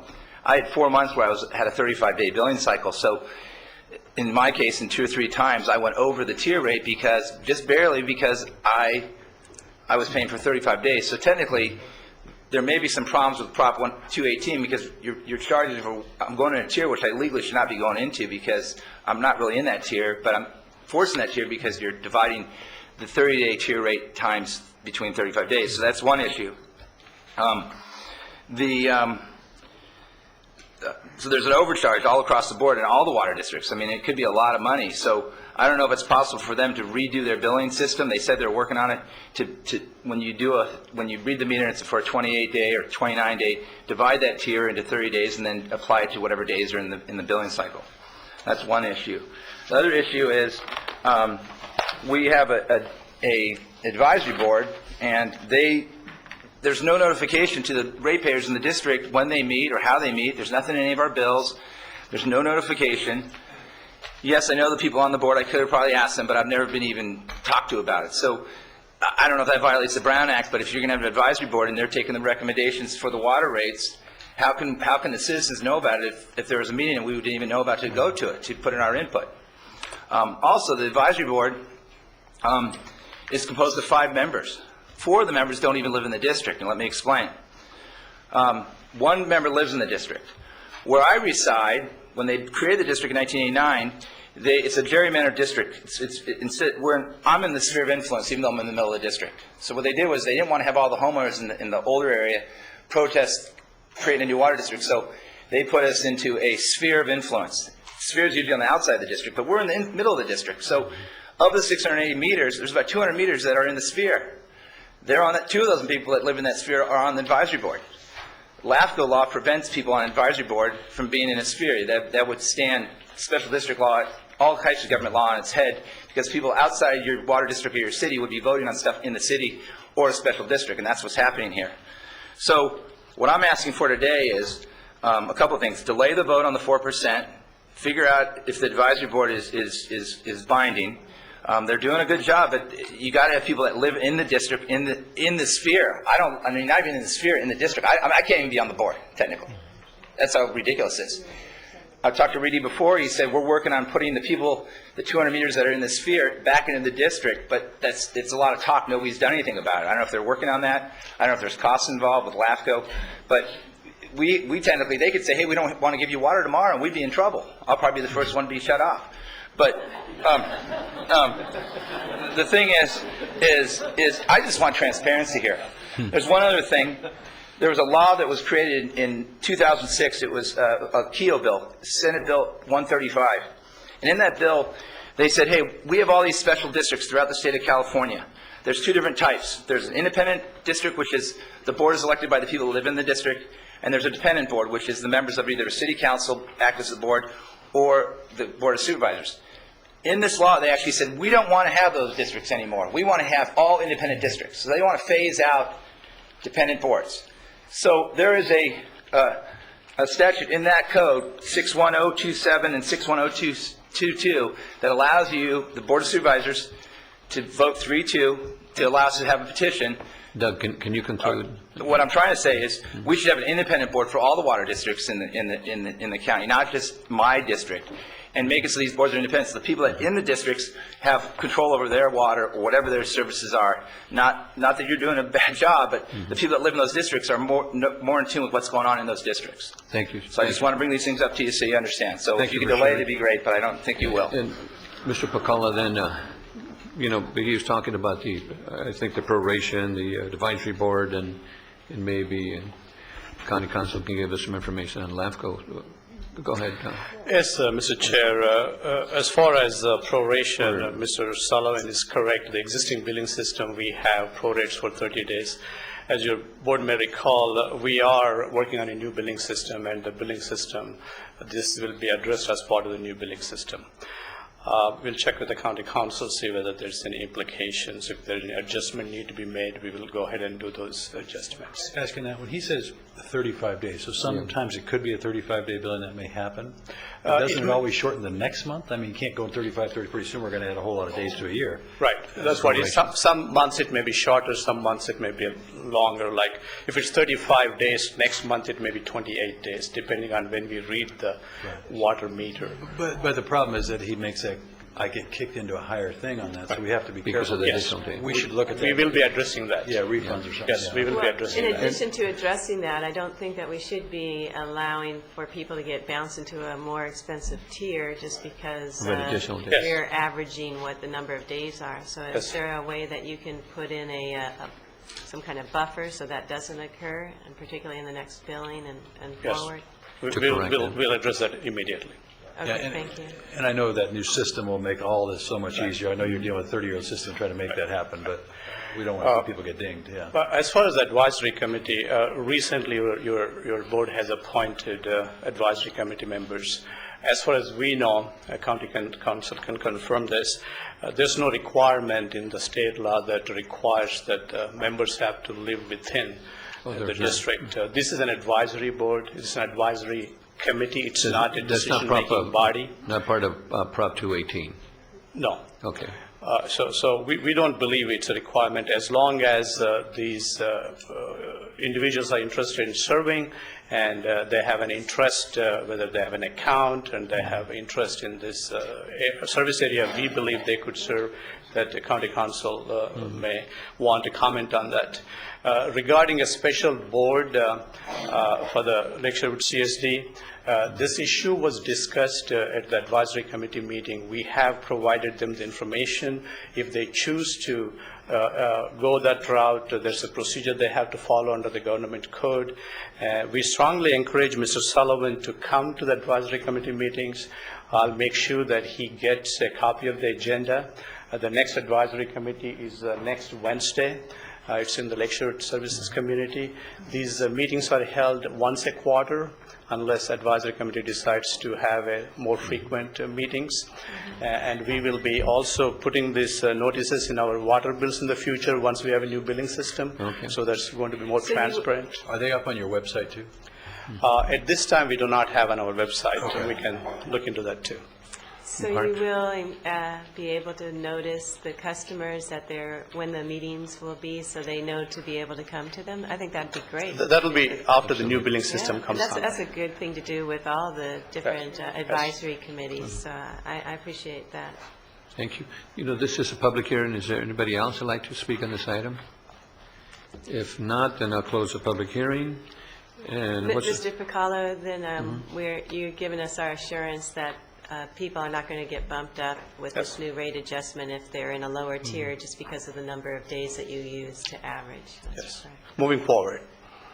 Moving Correct. forward, we'll make that adjustment and we'll check with the county council, see if we have to go back and retroactively adjust any of the bills. Appreciate that. And Mr. Sullivan, I appreciate your laser-sharp view on this. I think we can almost call this the Douglas Sullivan Advisory Committee because it was because of your interest, making sure that the residents out there have a say in their water rates, I think is important, and that's why we created the committee. Hope you'll be able to attend the meetings. So with that, I'll go ahead and move approval. And thank you also, staff, for your good work. Yeah, thank you, Red.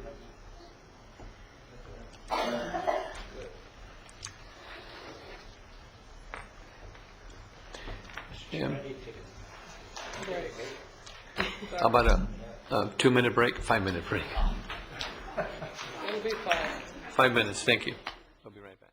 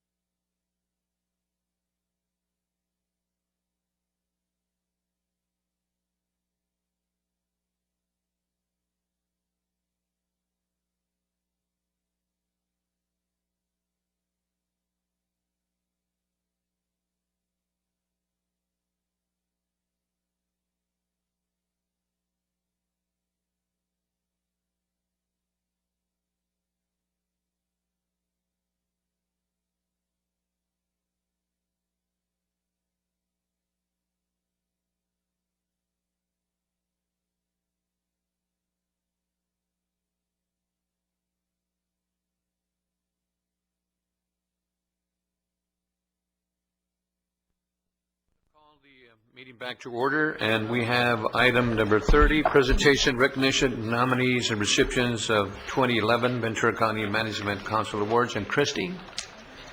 Good morning. Good morning. Congratulations, Chair Zaragoza. Thank My name you. is Christy Madden with the County Executive Office, and I'm also the President of the Ventura County Management Council. It is my pleasure to come before you today at your request to present the 2011 Ventura County Management Council Award nominees and recipients to be publicly recognized. The Council started this tradition about 10 years ago in an effort to promote our mission that includes, amongst other things, celebrating all things that are good with government, so to speak. In this era of increased scrutiny of government operations, we want to make sure that our peers, elected officials, and most importantly, the public, knows all of the wonderful, creative, and innovative things that are being done here at the county, and thus this program was born. Our members nominate peers in one of 5 categories of best kept secret, innovation, integrity, mentoring, and superior customer service. The nominations are reviewed by an anonymous panel, and recipients are announced at the Management Council's annual holiday party. All of our nominees are recognized with certificates, and the recipients receive plaques as a testament to the significance of their accomplishments. I hope that you've taken the time to read through the summaries of our nominees in today's board letter. I personally am struck by the diversity, the innovation, and the dedication of all of those people who are being recognized today. We've also continued our tradition of allowing our CEO to recognize individuals of his or her choice. And this year, Mr. Powers added a new category to the Good Government Award and presented a Champions for Change Award. So at this time, I'd like to call up our nominees and recipients and ask that they come forward.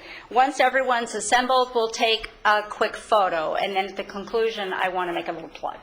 Thank you. Okay? So with that, Scott Barish was our award recipient for the Best Kept Secret. Scott here.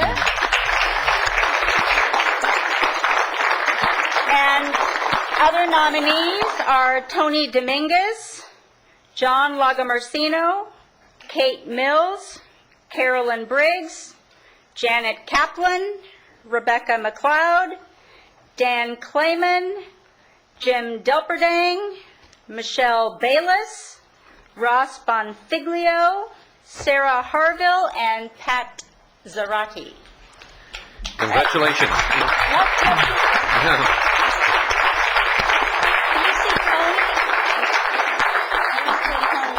I have a couple of certificates for people Thank you who for were a good here. one. Michelle Bayless? No? Okay. All right. In the category of innovation, our nominees were Dennis Scamardo, Rajima Danish, Carrie Brendenberg, Patty Salas? Okay, there you go. Patty Salas, and our recipient was Carl Novak.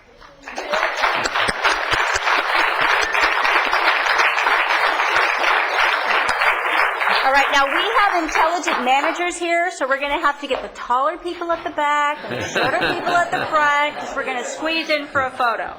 All right, in the category of integrity, our nominees were Mark Lunn, Gilbert McFarland, Mary Staluth, our Aaron Brokus, Bill Flanagan, and our recipient was Teresa Hart.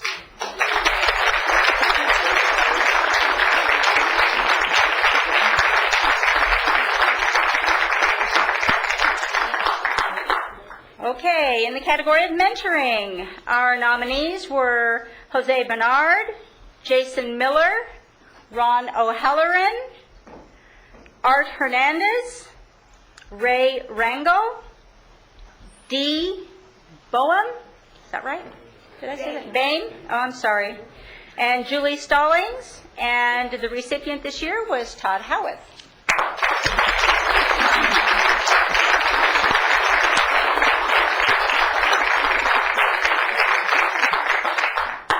Okay, and if somebody in here doesn't have their certificate, see me afterwards. I'll make sure you get your copy. Okay, and the last category of Superior Customer Service, the nominees were Deborah Fram, Rod Lohoff, Emilio Abarca, Amanda Piper, Winston Wright, and the recipient was Linda Catherine Lee.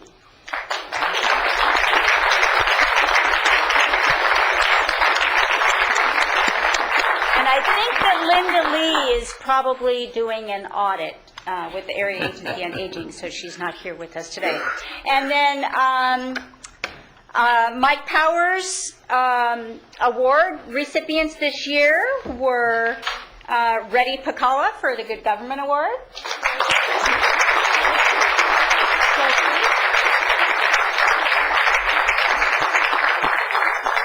And Elaine Crandall for the Champions for Change.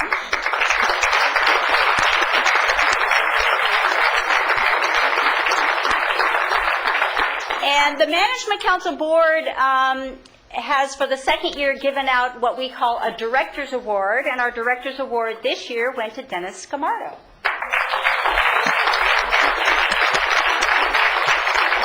Oh, he's already up here somewhere. He's already in here. Okay, now, Rosa, I'm told you have a camera. And Christy, you know, I just want to thank our employees. As I mentioned earlier, you know, I think one of our strategic plans is to continue to support our diverse and talented employees, and here they are. They're all good employees. So let's give them put your hands together for them. Thank you.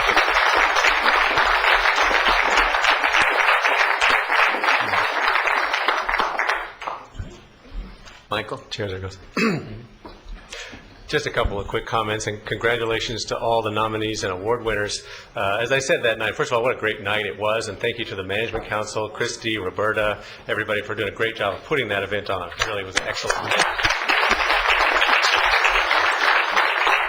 But as I said that night, I mean, you hear and you can see in the newspapers in other counties, county after county, huge deficits, cutting services, and we're not seeing that, knock wood, here in Ventura County, and it's no accident.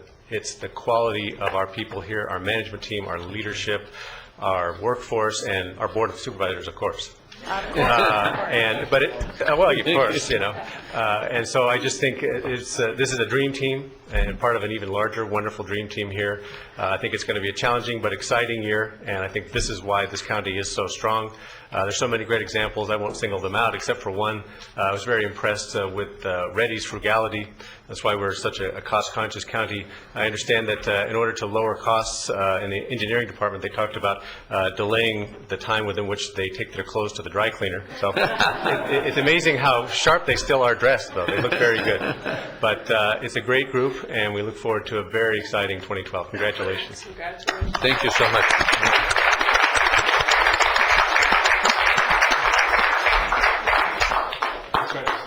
Chris, do you have some final comments? Yeah, well, while I've still got your attention, I think that Mr. Powers' comments really play to my next announcement is talk about challenges, okay? In 2011, the County of Ventura did the unthinkable with the corporate games, okay? We won the perpetual trophy from Amgen. Registration is opening. The Management Council voted yesterday to underwrite the registration fees of $2,000 so that all county employees can participate in the corporate games. So we have a big job ahead of us. I hear from Mr. Varela, who has friends at Amgen, that they are sick and tired of his gloating over having that trophy. So they are going to be coming after us with I was going to say guns blazing, but maybe that's not an appropriate phrase. But it's going to be a tough year. There's been a couple of changes. There will be an announcement coming out to all employees shortly that it's time to register. It takes a village to put this together. Absolutely. So anyone listening to this presentation who wants to volunteer and assist, please send me an email. And thank you again to the management team, because I think we have one of the best management teams in the whole state of California, and I want to thank you so much. And Roberta, thank you. My understanding was that at dinner there was not enough tables. You had so many people there. So. It was very close. I think we had 2 open seats. That was it. Yeah, but again, thank you so much, and thank you to all the employees. All right. Thank you very much. Thank you. All righty. Our next item then is, thank you, folks, is discuss and file the report of investments, including market values for investments for the month ending November 30th. And, Your Honor? Thank you. I am Stephen Hintz, Ventura County's Treasurer Tax Collector. Mr. Hansen is successful in his investment program by making sure that no money sits in the bank more than 15 or 20 minutes. And he expects some large sums of money in the next 3 days, and so he is now arranging places to invest those for the benefit of the citizens of Ventura County. And he asked me to take his place today, so if it does not displease the board, I will make the report. For the board? The good news is that nothing has changed, which of course is also the bad news. The market remains flat and low for investments. The letter is essentially self-explanatory and more informative than anything that we could say. As of November the 30th, the value of the fund was $1.8 billion. As of yesterday, it was $2.0 billion as a result of late payments on the property tax collections. The average days to maturity in November 30th was 341. Yesterday it was 367. That means that Mr. Hansen is investing mostly in instruments now with a maturity date of less than 1 year, which means that the rate of return on those investments is not exactly invisible, but on the other hand, rather low. And the effect of that is shown at the rate of return on the fund as of November 30th is 0.86%. As of the end of December, it was down to 0.72%. I would expect the next couple of reports to show continued declines in the rate of return because of the need to stay below the average days to maturity in the investment policy. We continue to be invested substantially in federal agencies. November 30th, the current board letter shows 87% in federal agencies, 10% in short-term commercial paper, and 3% in the state life. As of yesterday, the percentages were virtually identical, and that seems, I believe that that's the way it will stay. Yesterday, 2 members of the investment work group participated in a Standard & Poor's webinar having to do with the ratings of municipal funds and explaining how S&P goes about the ratings. And the webinar confirmed what Mr. Hansen and I have been saying all along, which is that the wisdom of the Board of Supervisors in placing limits on the investment fund has paid off richly in terms of the rating issued to us by Standard & Poor's and, of course, also by Moody's, and confirms our belief that it's unlikely that there will be any significant changes in the makeup of the fund. I am, of course, receptive to any questions that you may have. Is there any questions? Well, no, thank you. Thank you so much for the report. And Mr. Hansen's probably off on vacation or something, or... No, he's hanging on the phone right now, beating people for 2 basis points. He's investing. You can hear the grinding. Thank you so much for the report. Thank you. Motion received and passed. Second. Oh, okay.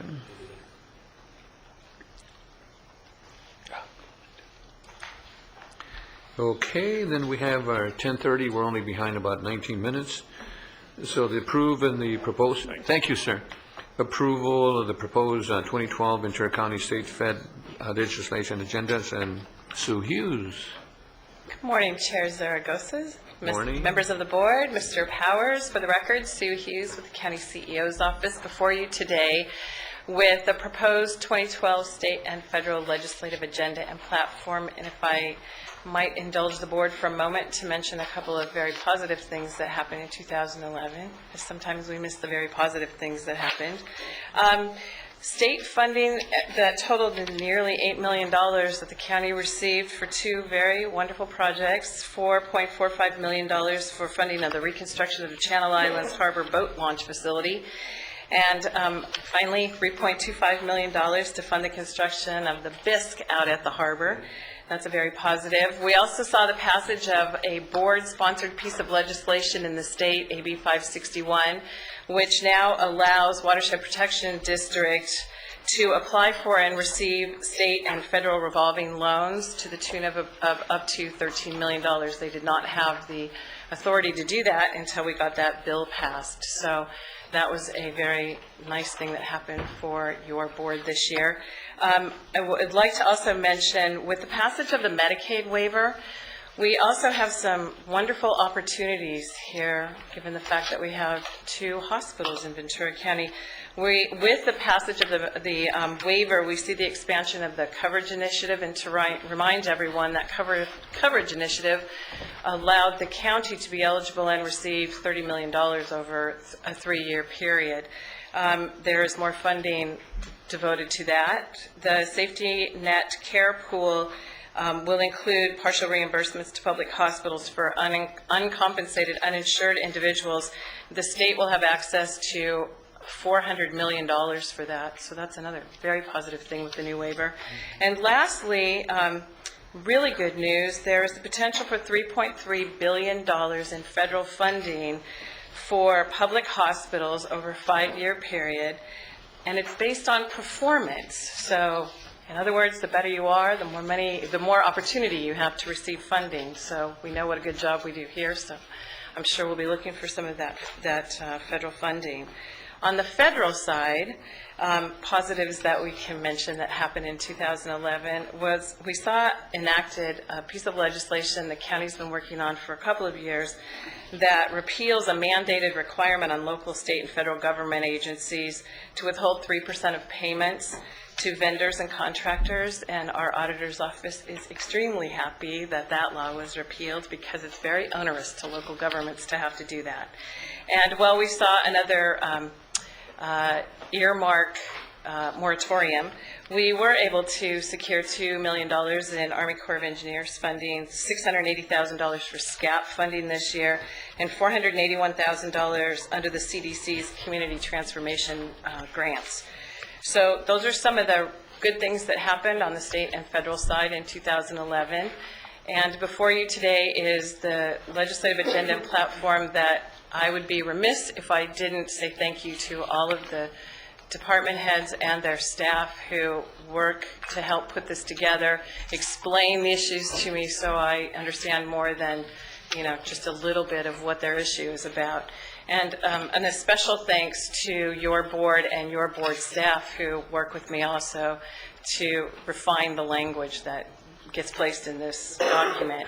It's set up the same that it has been for the last several years. You'll see requests for funding, requests for appropriations on the federal side, even though we will see a moratorium on earmarks again.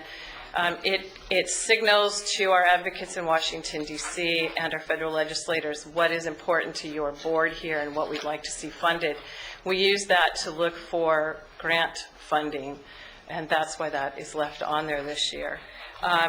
Things that are going to be important and come up this year in the state will be realignment, redevelopment. They're looking at introducing legislation that would reenact redevelopment agencies.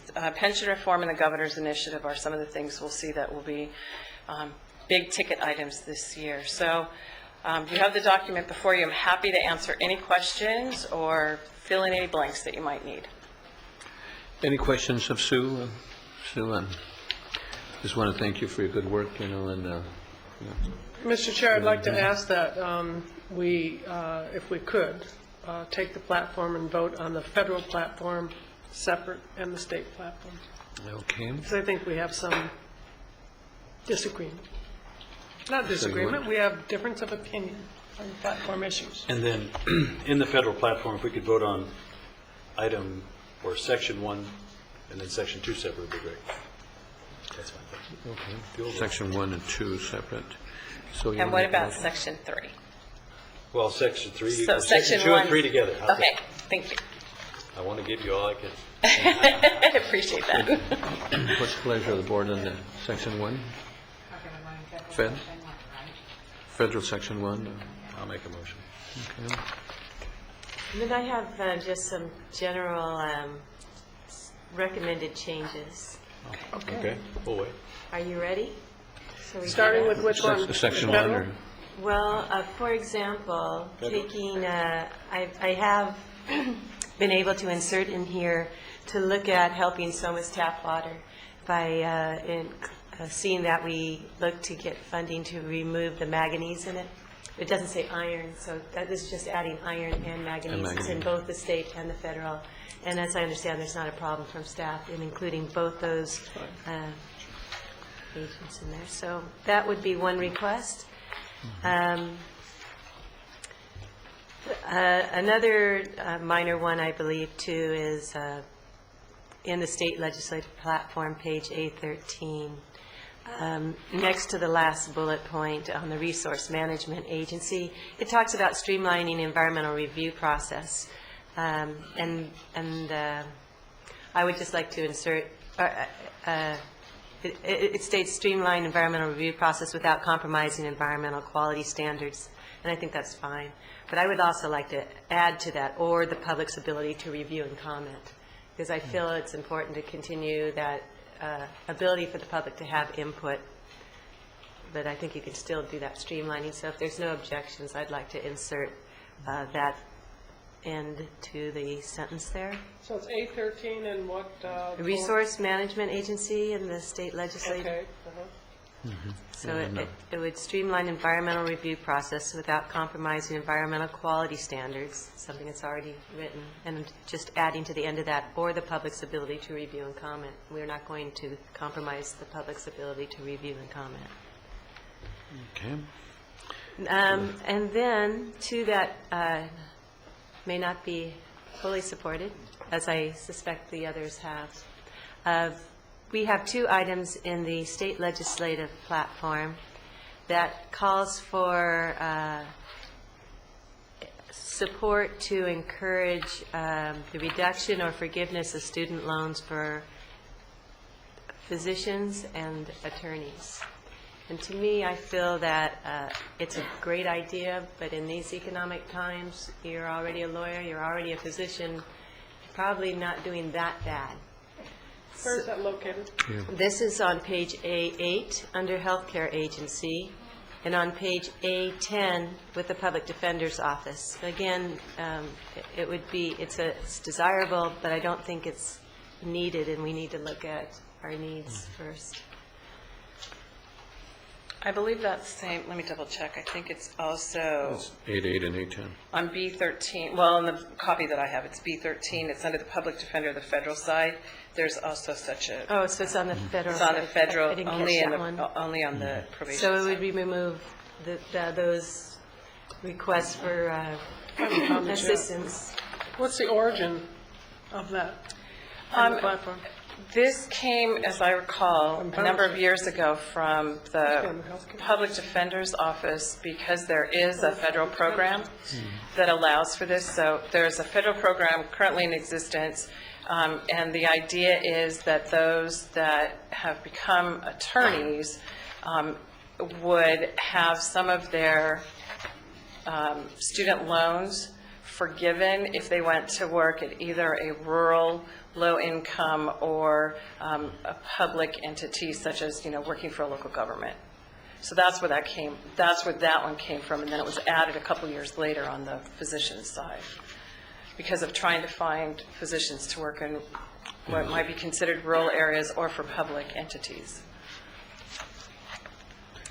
And then, Well, I'd be reluctant to remove that without hearing from the public defender and the district attorney as to. and the way I look at it, I mean, everybody who leaves college these days have tremendous loans usually associated with it. And you just think of, for example, librarians. They don't make much money. compared to these other professions, and they have to have high degrees, accreditations and master's degrees. So just to single out these, to me, also at a time when we don't have that kind of extra funds available to be able to do this, it gives me some concern. So those I don't support, but if you would like to, try to get more information on the origin, Can we pull that to, but those two I wouldn't support. I think those are good ideas. We shouldn't be picking winners and losers at all in this stuff. People should make decisions. I'm going to go to school. Some people say I'm going to work. I don't want to get loans. Just because I get loans and I get forgiven, I think there's a lot of other people. We don't need to be going down that path. And how this reads, too, we're not talking about like our attorneys in our county counsel's office. I don't think it applies to, but it does in the public defender. So, I mean, to me, it is picking winners and losers, and it does give me some concern. But I guess if the origin and the commitment is that their loan is forgiven because they are working in low-income rural areas, there's the value of having that investment too for those professionals who are hard to place in rural areas, so I don't know enough to agree to support that or not. If we could, But I think you let the market work that. If we need to pay people more to get them out there, we pay people more. We don't have to deal with their loans and pick people who want. If it costs us $800 more to get a person and they use that to pay their loan, that's fine. Or somebody didn't have a loan but was willing to take $800 to go work there. Whatever it is. so this is for doctors and attorneys, right? The way that it's currently written. Mm-hmm. And that is wonderful experience for them. Perhaps they want to work for a while in that public interest and then go off to a major corporation without any student loans. So I have some concerns with those and can't support that. There's another one sort of similar. This is in the federal legislative platform. It's page B8. It's the Area Agency on Aging. It's the last bullet point. And it's a tax deduction for mileage incurred by seniors for volunteering. It brings up a lot of questions. Why only seniors? But also, you're volunteering. You're giving your time. It's something you're doing from your heart, and the idea that we need to be asking the federal government, to assist in that through a tax deduction doesn't seem right to me. So those are the ones that I have asked to have changed or removed. And then the final one is one that I have brought up many times, and I know that I don't have the support on the board, so when we do make the motion, I would like to approve this, but note that I don't support a particular item in here, and that's the one that looks at exempting flood control from Prop 218, because I feel like there's already a law requiring a vote of the people. I don't want to remove that restriction and increase in fees. But I know that the rest of the board doesn't feel that way, so I'll just ask that the record note that I don't support that one. Mm-hmm. So I don't know if others have suggested do you have any other changes. concerns? I could do this by, motions, and we can move forward that way. Okay. Well, we had a motion here from Supervisor Foy. I think we're talking federal. We're talking federal, Section 1. the motion was on federal, Section but 1. then they had some changes on federal. On Section 1. But I don't think, if we're Not in break- Section 1? Not in Section 1. You didn't have any change in Section 1 on the federal, did you? So we can You're vote fine on with Section that. 1. And I would make a motion we do that. I do appreciate Sue including the county supports legislation that would limit or minimize the county's exposure to tort and liability claims. We brought that before, and I appreciate you putting that in and working that with the rest of the supervisors to not have that kind of stuff go out, that we can use that money instead of in lawsuits to serve the public with. So I appreciate that. So I'll make that motion.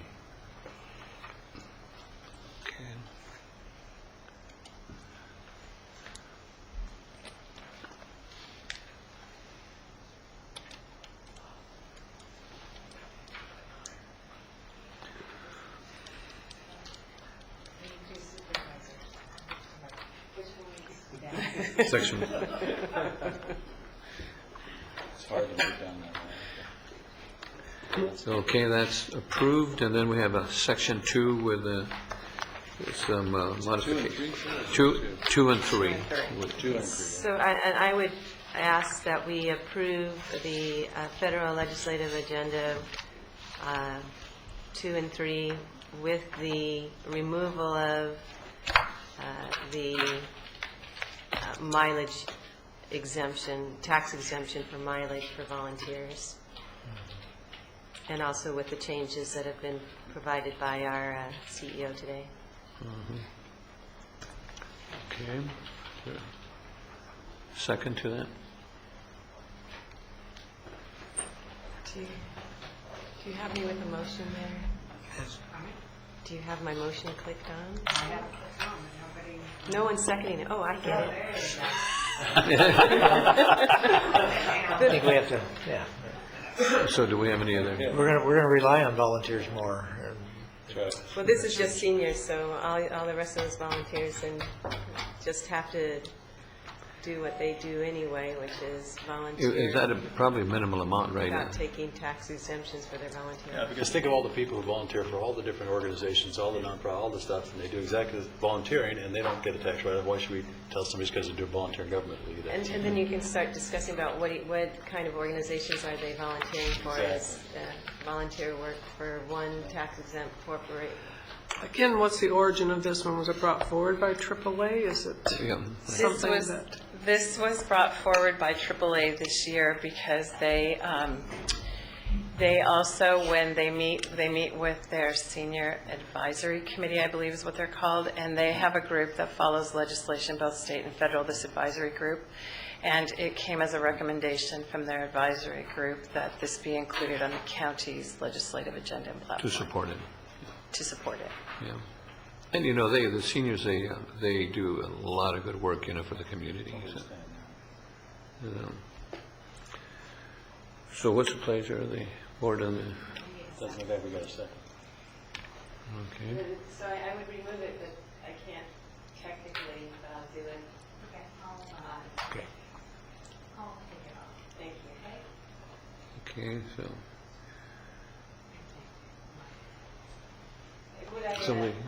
As I'm requesting with the state platform too, is it okay if I make the motion to approve the rest of the legislative agenda and have the record note that I oppose the item On the state. 8? Does that work for you? On the state platform? We're doing federal now, aren't we? Yeah, we're still in We're federal. doing 2 and 3. So what's the pleasure of the board? I put a motion forward to approve the rest of the federal legislative platform. Okay. The remainder of the federal platform. Okay.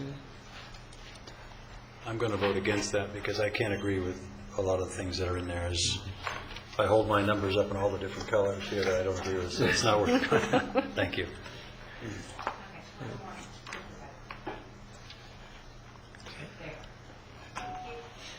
Okay, it's 3-2, and it passes. Okay, now we go to the state.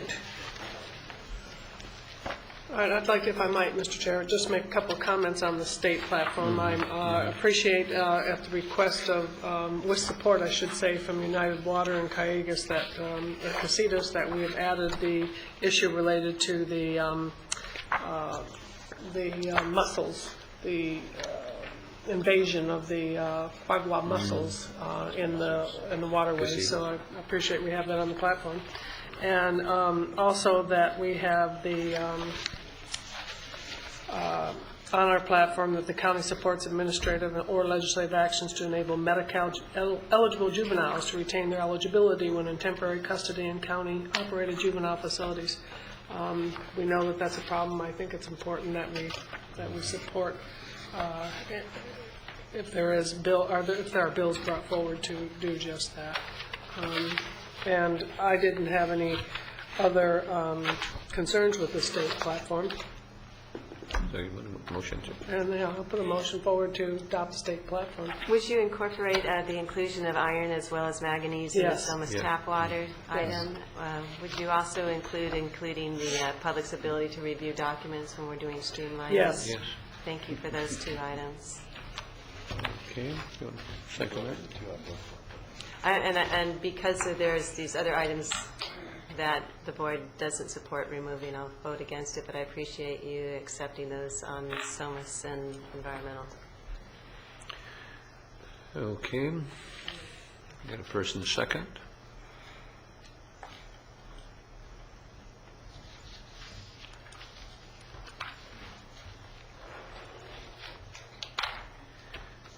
Thank you. It's 3-2, and it passes. Good luck working that one. Thank you, Sue. We've gotten this far, which is very impressive. Thank you for all your work and all the input. So now we're you've done. going to the APCD and... Sue, thanks for all the hard work. I know, Great job. I know it's hard. Great job, You do a Sue. great job. so Thank you very much. And then we'll be back Even though we don't agree with it. right after the APCD for probably board comments or a regular agenda. Okay. Thank you.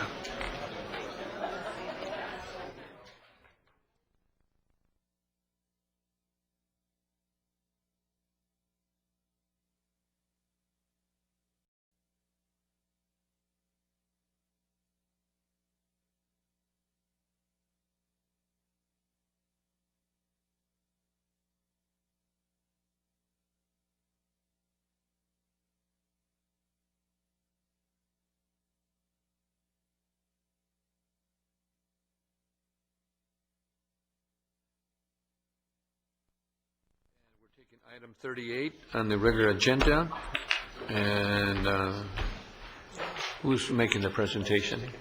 Item 38.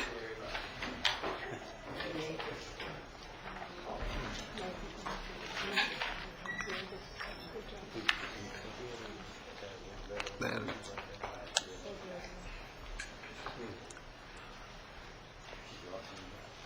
Terry Stanley's making the presentation, but she's... Okay.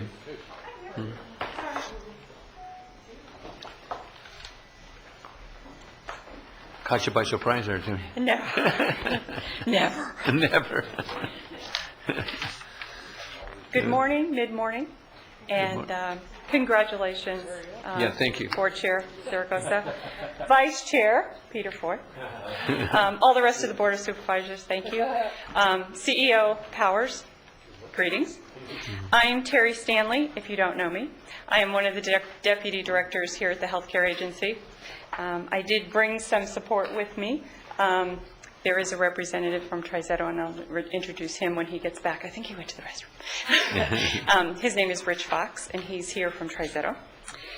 The item that you have before you is a culmination of a process that we've been going through here, and I would also like to acknowledge and recognize all the assistance that I got from the very beginning of this project by Mr. Powers when he was head of the agency, and also to Supervisor Bennett as chair of our standing committee at the Healthcare Agency, and for all the continued support that the board gives to the Healthcare Agency, and especially to our healthcare plan and our various programs. What you have in front of you is a request for your approval, or to give actually our purchasing agent at the county approval to sign a contract for a new information system, state-of-the-art system for the healthcare plan. This has been long coming, and it's needed for a number of reasons, but mainly because what we're using now is a pretty old 17-year-old system. Here's Mr. Fox from Trizetto. That was created with vision by a lot of people at the county, and with help from a number of consultants. But as things go and technology moves forward, that system now is in dire need of being replaced for a number of reasons. One of which, we really need to get into the electronic age and be able to accept more documentation electronically. And that's what we're looking to in a new system. We also need to make sure we keep current with all the requirements of the new legislation, as well as what's called ICD-10. It's a big issue for healthcare plans and for the hospital, and it's the new system to classify some of the things that we use on a daily basis in healthcare. And so with that, and the move to be more transparent to our members and our purchasers, the ability for those entities to do more things real-time electronically through what we call portals. And this system allows us the ability to do that. What we're asking for approval of is a system by TriZetto called QNext Essentials. It's currently used across the country. Over 80 healthcare plans use this system that is basically pretty easy to begin with. It's semi-pre-configured. We have to give it our business rules, but we will do that as we move through the process. And we're also asking for what we call a hosted solution. As you know, the hardware can be pricey and changes pretty frequently. And what we're going to do, at least for the term of this contract, which is 5 years, is to have TriZetto host that system for us. We'll get used to it, and then at the end of that, make a decision on where we go from there. So we've tried to present you with a fairly comprehensive package of not just the contract, but surrounding costs. So what it would be for, we will need some additional consultant work to help us make some key decisions along the way. We'll also need some backfill. You don't have that level of detail, but we tried to include the cost for that so you have a true sense of what that cost will be for the total project. We also hope to gain a number of efficiencies as we move through this. And so we have tasked the staff in each of the departments at the healthcare plan to come up with some monitoring tools. And what we'll be looking at as we move forward on medical management is the percentage of our providers that use the portal. And so within the first 6 months, we have a goal of having 25% of our providers use it, and at a year have 50% of our providers use the portals, and that means they can go in there, they can check member eligibility, they can check on claim status, and that'll reduce the numbers of calls that come into the department. We also would like to have our percentage of denied requests eliminated and reduced eventually, and those numbers are 10% in the first 6 months and 20% in the subsequent year. And again, that will reduce our paper because right now there's a lot of things going back and forth via fax and also telephone calls. So we're looking to reduce the numbers of calls coming in, and it's not that we don't want to talk to people, but if we can give them the tools to be able to look up the information and to get it, it will be much better. And also on claims, actually for right now, VCMC can submit things electronically, but it's difficult for the other providers to do that. So that's what we're looking to do with So this. we're connecting the rest of the individuals that can Yes. access that information. Yes. The other piece to this is, I know it's probably in your mind, the healthcare agency is embarking on the EHR with Cerner. And one of the good things of selection for TriZetto is that the current TriZetto CEO was the former CEO of Cerner. He's been with TriZetto for the last 18 months, and he came from Cerner. So there's a lot of energy and focus among TriZetto and Cerner to really merge things and to streamline things. So we'll be looking at doing that as we move along the way with the project as well. Okay. Any questions? We have Mr. Fox. Does you want to share anything with us? Yeah, well, thank you for the opportunity to be here today, and I'm happy to support Terry in responding to any questions the board might have. Okay. Any questions? You've set some goals on some of those, which I appreciate you putting some milestones out. There's a lot of other medical plans using this program, right? Correct. And how have those goals worked for the rest? Has it worked? I mean, is that where you're coming up with some of this? You've already seen some of this in the past? Or? Yes. The reduction in calls coming in through the systems and things like that. So we looked at what some of the other plans had, and we set our own targets on where we thought we could accomplish within the period of time that we have. The other thing also is when you enter a contract like this, the vendor does kind of step up to the plate and gave us some guarantees on some system performance time. And those were basically, we talked to a number of other plans, 2 in California and 1 in Nevada, who have recently gone live with this system, and asked them what they felt was important. And that's where we came up with setting those targets as well. And a lot of our providers that we have out there that contract with us, you know, from individual, are they asking for this too? Absolutely. We have a lot of requests to submit more information to us electronically, and so this definitely gives us the ability to do that. Right, because I believe that, because a lot of the other carriers, everybody else is already moving, that they're maybe a little ahead of this whole thing. So That's why I was curious on your performance. It may be even faster than you think, because they're already used to it, and they're just waiting for us to catch up, right? I Yeah, think so so. I think that's going to be really good. I think you're 100% right. Yeah, that's going to be good. Thank you. Any other questions? Okay, what's the pleasure of the board? Okay. Just while you're voting, just to congratulate the plan and the great work, and it was a really thorough, robust review process for this. And you ended up with You a saw great our system- binders, right? With a great system, with a state-of-the-art plan. It'll have a state-of-the-art information system, so congratulations. Thank you. Thank you so much. again to everybody for your support. We really Like us, appreciate you know, it. directly to assisting the patients, so it's excellent.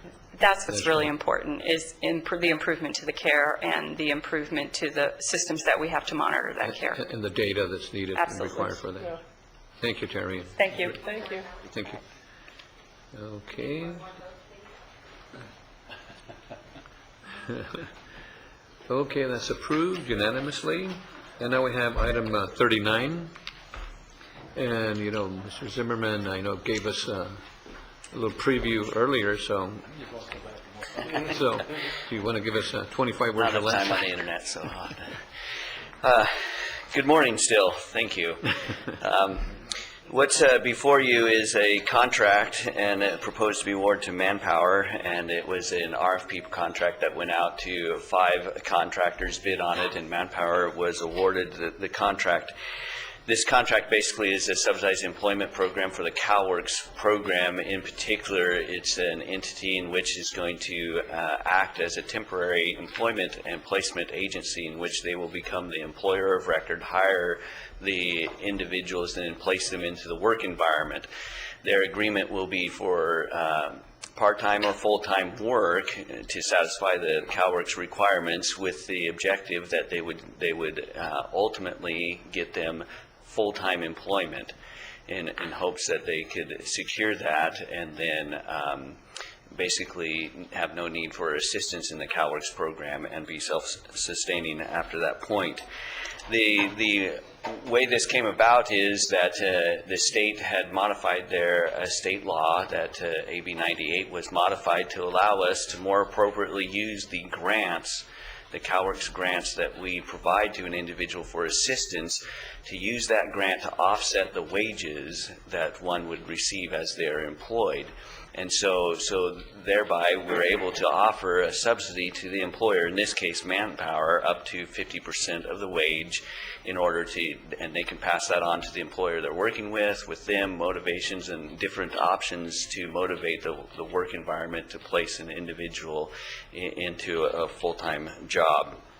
So right now, we're targeting a minimum of 100 CalWorks participants in this time period to participate in the program. They're work-ready individuals that we've already in the CalWorks program have prepared through our various other means to be ready to enter into the labor market.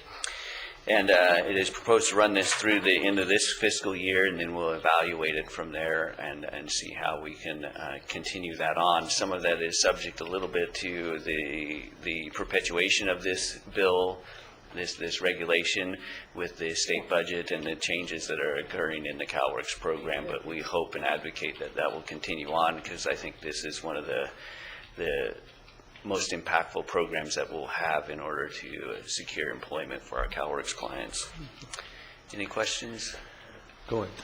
I guess a question for you. This seems like a real good opportunity. I mean, you talk about somebody like Manpower, who has people in all these different types of jobs all over the county, and find people, you know, it's not like we only know these people, we know everybody, and they can get in. I think that's really good. I was questioning some of this stuff, though. We're $700,000. Sounds like you can pay up to 50% of the salary without benefits, and the employer's got to pay the tax, whatever benefit costs, that kind of things. But it says only a minimum of 100. So we're not going to spend the whole $700,000 on only 100 people, right? The wages, well, right now, if you calculate out the wages, if they were working, they can be they can be subsidized for a 6-month period. Right. So not everyone's going to be a full 6 months, because we don't have that time period on the horizon. If that would be the case, the full wage subsidy at $8 an hour is about $760,000 is what it would be total.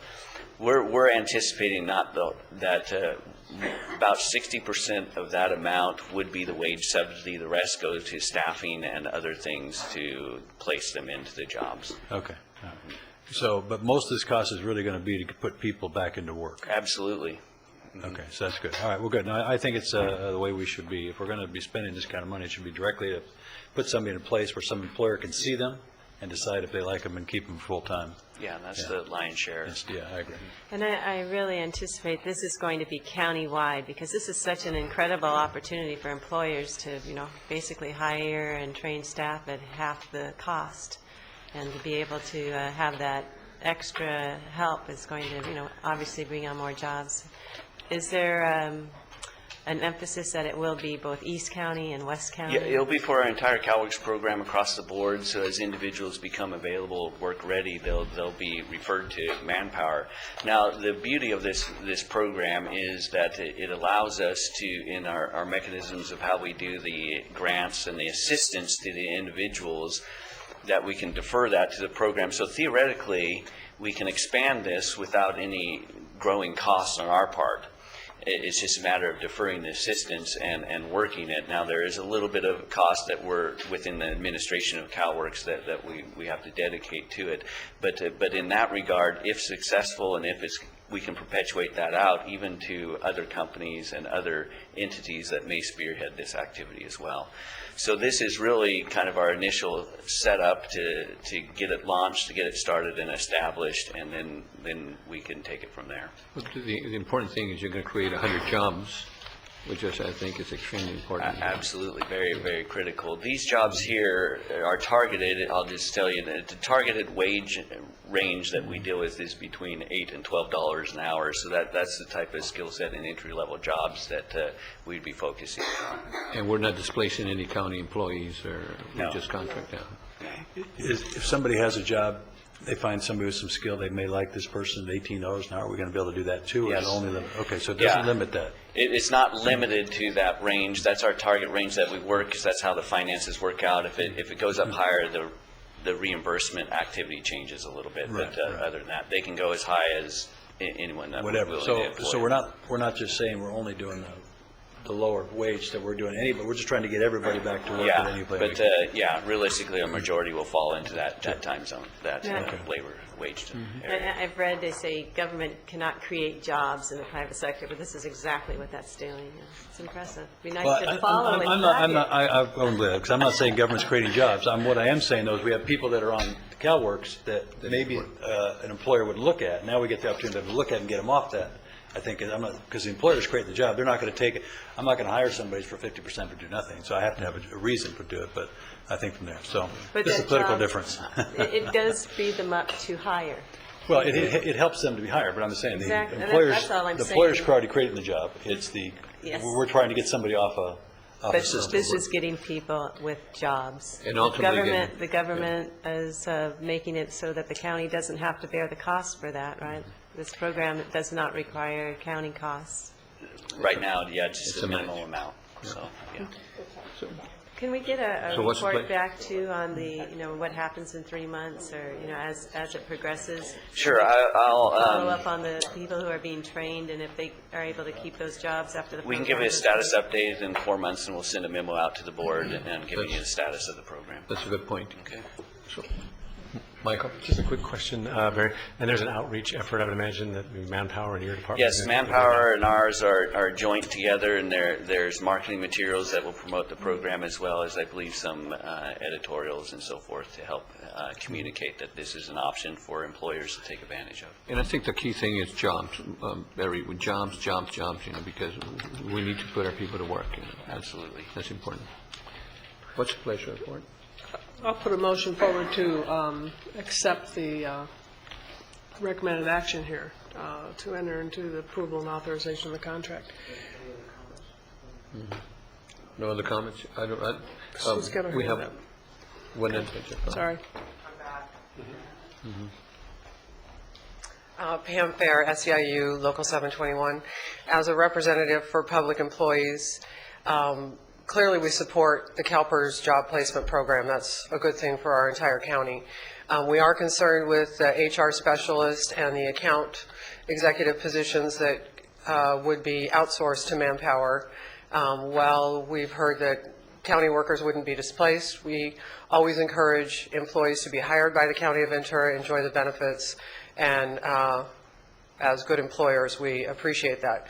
It is somewhat ironic after we lauded this extraordinary group of Ventura County employees earlier, which we all celebrated, that now in the same session we're talking about outsourcing jobs that would certainly could be county employees. And Barry, those employees could possibly be county employees in the future? Those, you never know, right?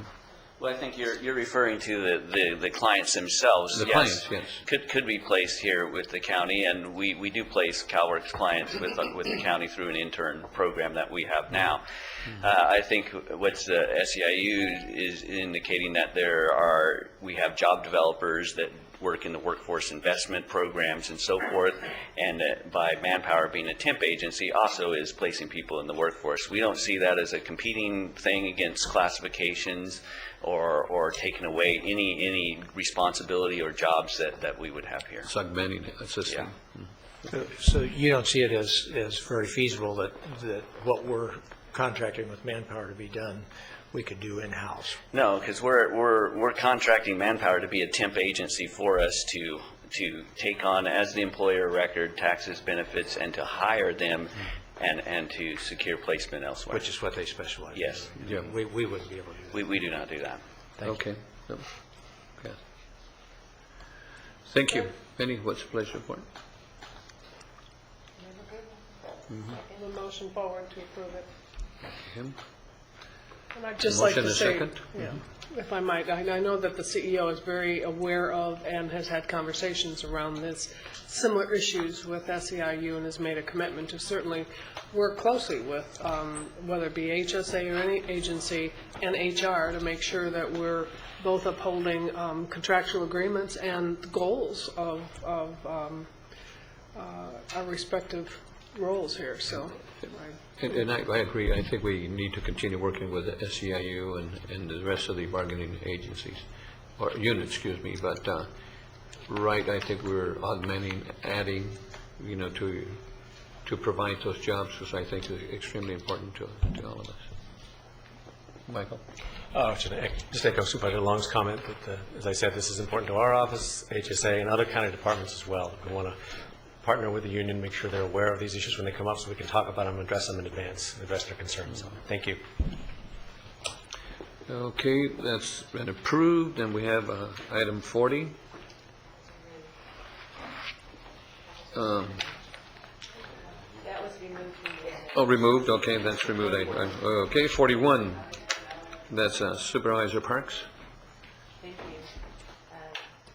This item is a request that the Board of Supervisors allow me to, for our county to accept contributions towards the Senior Summit 2012 that we'll be having at Cal State University Channel Islands on the first day of spring, April 21st.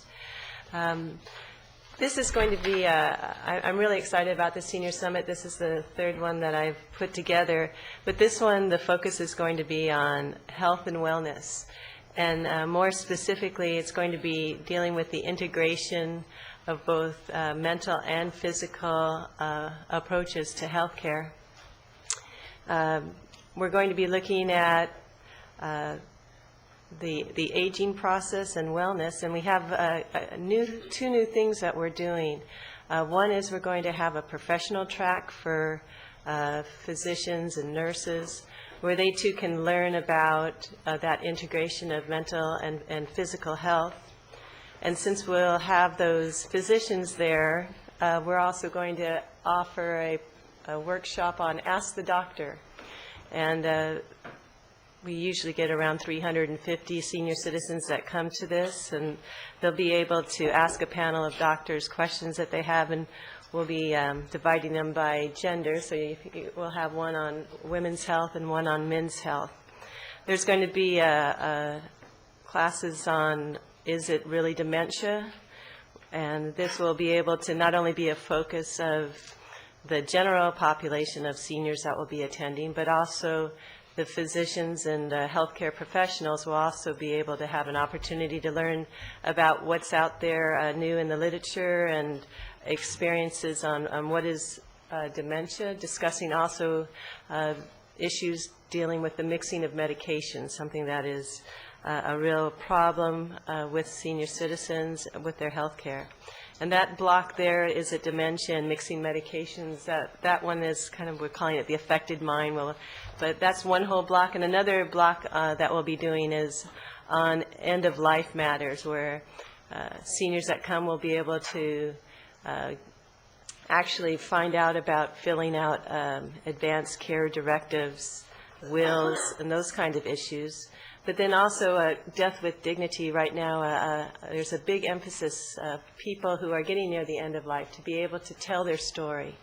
And telling about their life story helps them. It brings the family together, and we'll be looking at that. A third block that we're doing is, that's called the mind-body connection, and that we have again, that whole concept of the interaction of the mental and physical health, detecting mental illness that's maybe manifested by other things like medication or undiagnosed physical ailments. But then also the concept, of people who may be incapacitated, might not be able to get out of their houses as much. That can really lead to depression. So you do have physical causes that can then lead to depression. And then you see in the older individuals that they lose partners and friends, so they do also suffer from grief. That isolation of not being able to get out as much can lead to loneliness. So this will be looking at those, but hopefully it won't be too depressing, but the idea is to understand what the issues are and be able to address them. The fourth track is looking at just becoming proactive with your health, taking charge of your health.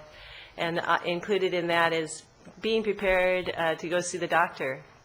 I know Dr. Gonzalez has put together what he calls a health passport. So often we go to a physician and you forget to ask a question, or you may not know what medications, everything that you're taking. So this helps you to be more proactive in your health. And also in another one of the sessions will be rebuilding core strength. So that will be things like fall prevention and how to recover from best recoveries from surgery and falls and illnesses. So I'm really excited about that, particularly the sessions with the Ask the Doctor on the aging female body and the aging male body, and also getting an understanding of what's normal, what's not.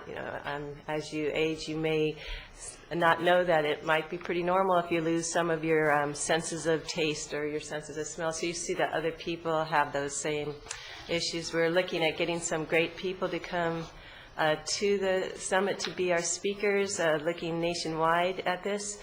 So far, I have been offered really nice contributions for this. So we're looking at being able to do what we did in the last two senior summits, which is provide free bus transportation from all the senior centers in the county, or at least all the cities at their senior centers, to the event at Cal State Channel Islands, looking at providing a free brown bag lunch for all the attendees, and being able to come to the conference for free also. So with that, I would ask that the Board of Supervisors allow me to accept these nice offers of contributions, including in-kind contributions for the Senior Summit 2012, and authorize the Auditor Controller to process the accounting transactions necessary to increase appropriations and unanticipated revenue. I invite you all to attend. I am really thrilled. Our past senior summits, one was dealing with the downward economy. Another one was just more of a general senior summit. So this focus on health and wellness, I think, is going to provide some really good information out of it that we'll be able to use in the future. So. And Supervisor, that's on April 21st? That's right. On a Saturday? And, I had a senior summit too last year, and it was very, very helpful at the Oxnard College. So I think it's excellent. And then it's nice too that the professionals will get CME credits. I just even going to my local doctor, you'll say he has a senior come in, maybe they can break a hip or something, but they know that they're depressed, and they don't really know what do you do with that? They're there to treat the hip. That's But important. that whole idea of treating the whole person, and that's also another of the emphasis is that palliative care, and understanding what palliative care is, which is looking at the whole patient from all the different professionals. So looking forward to it and learning much from it. Excellent program. Thank you. Thank you, Supervisor. Thank you. Okay, we got a motion and a second. Okay. Always love those motions to accept donations. Thank you. And we have, one more we have on item 42, and that's Mr. Lund. 30 seconds. Good afternoon. Supervisor, you got 30 seconds. I thought it was bad. I have to state my name. Good afternoon. Congratulations, Supervisor Zaragoza, on being chair, honorable board members, Mr. Powers, CEO. I thought it was bad enough that I got placed before you going in for your break in closed session, and then I heard Supervisor Parks talking about the aging male body, and so I won't take any offense for that, but those summits are great things, so we hope you can all attend. I won't take any personal about that. Today we have before you, we're seeking the approval of the First Amendment for the county's agreement with the SOE Clarity, a web-based online election officer training. And we also want to purchase some additional modules, enhanced web optimization and online public access manuals. And I had to read that, otherwise I'd have messed that one up. The first year costs for this agreement are outlined in your board letter. And it includes the software licensing fees, the implementation, and the maintenance as outlined in your letter. The appropriation is already in our approved 2011 and 2012 budget, and is being funded out of our automation trust fund with no additional costs to the county or taxpayers, none needed, none requested. And as you know, that is just one of the funds of the 35 that my office manages, whose state law, the government code, specifically directs how these funds are to be spent. And this project that is before you today that we're asking is directly on point with the law. We get the funds in the Automation Trust Fund from recording fees, and those fees are established by state law, and that's what comprises how we are going to fund this particular project. The project managers are here with me today. Tracy Saucedo, the Assistant Registrar of Voters, David Valenzuela, the operations manager for the clerk recorder, and coordinating the effort was Jim Becker, and certainly a part of this thing because it deals with information technology and web. A great partner here is Mike Pettit and his team, who've been in collaboration on this project, and we really appreciate the work that he's brought to the table. This presents my office with a terrific opportunity to make some changes in terms of our website. Our website is a good website, but it's not a great website.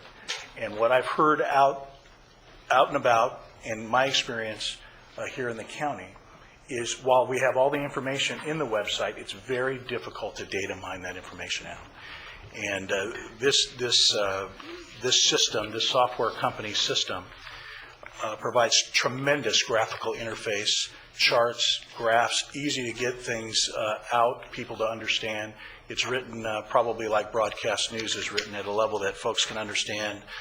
And due to the technical nature of the clerk recorder's business for licensing and birth, death, and marriage, and all the things, notaries and fictitious business names, folks that are at home that are trying to do business with my office find it difficult to be able to do that with the present configuration that we have. So this is why we're moving and asking your approval of this today. What I believe this project will do is to help me to deliver business in a more efficient way. I want people that do business with my office. Unfortunately, most of what my office deals with is a wet signature. So if you apply for something, or if you look for a record, you ultimately have to give me a wet signature. But because I have the heaviest traveled counter or visited counter in the county on a year-round basis, it'd be nice to have my folks, particularly those coming from East County, to be able to come to my office completely prepared and to be able to get in and out and get back to their business on a daily basis. The company we're dealing with is a partner that's been with us in elections since 2007, and they're the ones that have conducted the election officer training on video on the website now. They're a very, very successful company. Your board letter states that they're in 700 jurisdictions and in 21 states.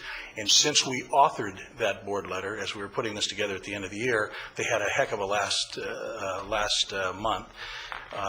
They are now in 1,100 jurisdictions, 26 states, and 13 of those states they're providing the statewide application are equivalent of the Secretary of State for those particular states. There's 8 California counties, including us, that use them. There's some big counties, Los Angeles County, I think that's a pretty good sized one, Contra Costa, Sacramento, San Diego, and others. So they've got experience in this throughout California and throughout the nation. One of the things that's happening in terms of, we all know that everybody carries a smartphone and a cell phone, but there's about 95% of the phones that are sold in America today, 95% of them have web capability. We have 285 million users. That's about 91% of everybody that lives in the United States has a mobile phone. And studies have shown that by 2013, some studies have shown, by 2013, most people that access the web are going to access it on a portable device, like an iPad, an iPhone, or that sort of an Android device, which leads me to the more exciting part of what these modules in this presentation are, and that is the election night reporting capability of these modules. What these modules will do will allow you, with whatever type of phone you have, whatever type of tablet that you might have, if you ping into our site, it automatically recognizes, this is an iPhone, this is an Android, and will automatically configure the data for you that'll be directly readable for you. I'm sure that all of us, well, at least some of us, probably have to put some glasses on and try to look to see if we're looking at our BlackBerries or whatnot to try to figure it out. It's a very smart technology. It also allows us to graph by precinct, to send SMS text messages to clients that want to know something about elections when we have dates that are coming up, last day to register to vote, last day to request a vote by mail ballot.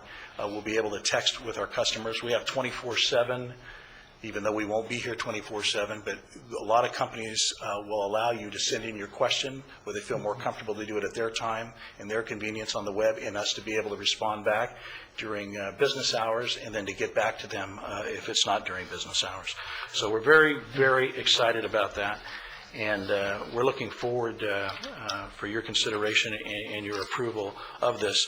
This is one of many steps that my office is taking to help deliver customer service. I hope you've had the opportunity to take a look at the front lobby. We tore down that big wall and opened up government. I went by there, so what happened to the counter? I mean, to the wall, excuse me.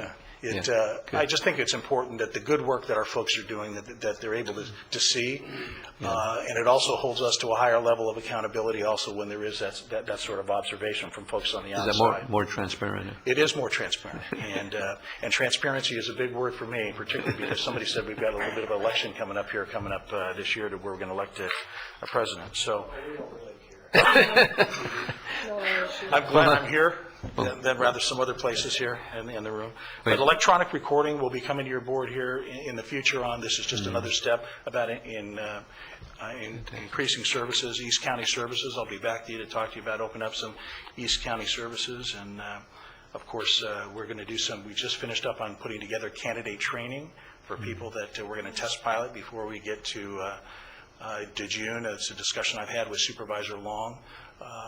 So we're going to take that throughout the county for folks that are running for office, can understand the myriad of stuff that gets thrown at a candidate that runs for office to help make that process a little bit easier.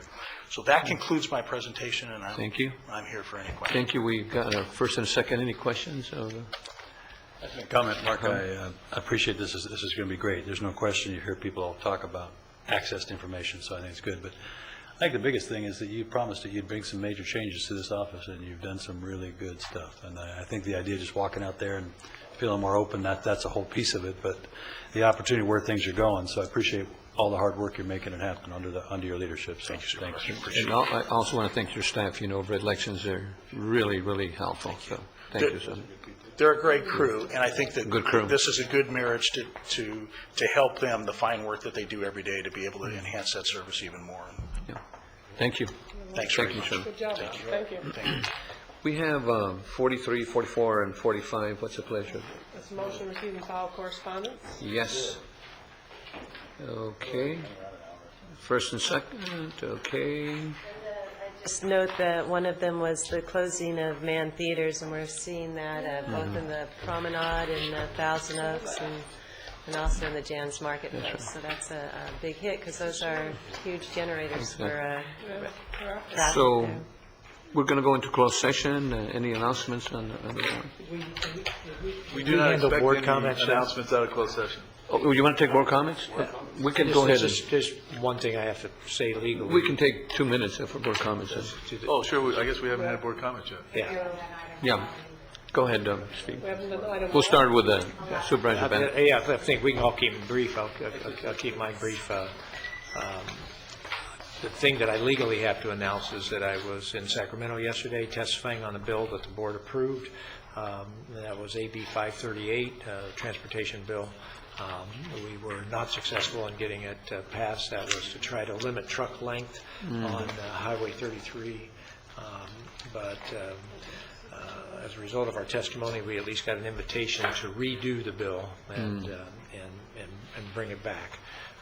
But really appreciate Assemblymember Doss Williams carrying the bill, and I think it was a close call. It was 5-3 vote, and that's where we ended up. So anyway, so that's where I was yesterday, and I needed to identify that. What was the objection? The objection was they didn't want, that they want Caltrans to have the ability to do this on their own, not have it come to a subcommittee that has to sit there and check out the road. And, they said, we don't know that road, we haven't seen that road, we don't know that kind of. But you can bring it back. That was one of the objections, and the other was to simply ask him to work with some of the people that had concerns and just try to address those concerns. There was two different approaches to how to solve it. So anyway, And Supervisor Parks. Thank you. I had a couple of comments. One, Westlake High School football team won the 2011 CIF Northern Division Championship. And also, the Caneo Chamber of Commerce honored their Man and Woman of the Year, Matt Lalo, and Rosemary Licata. And that's nice, and to see those recognitions.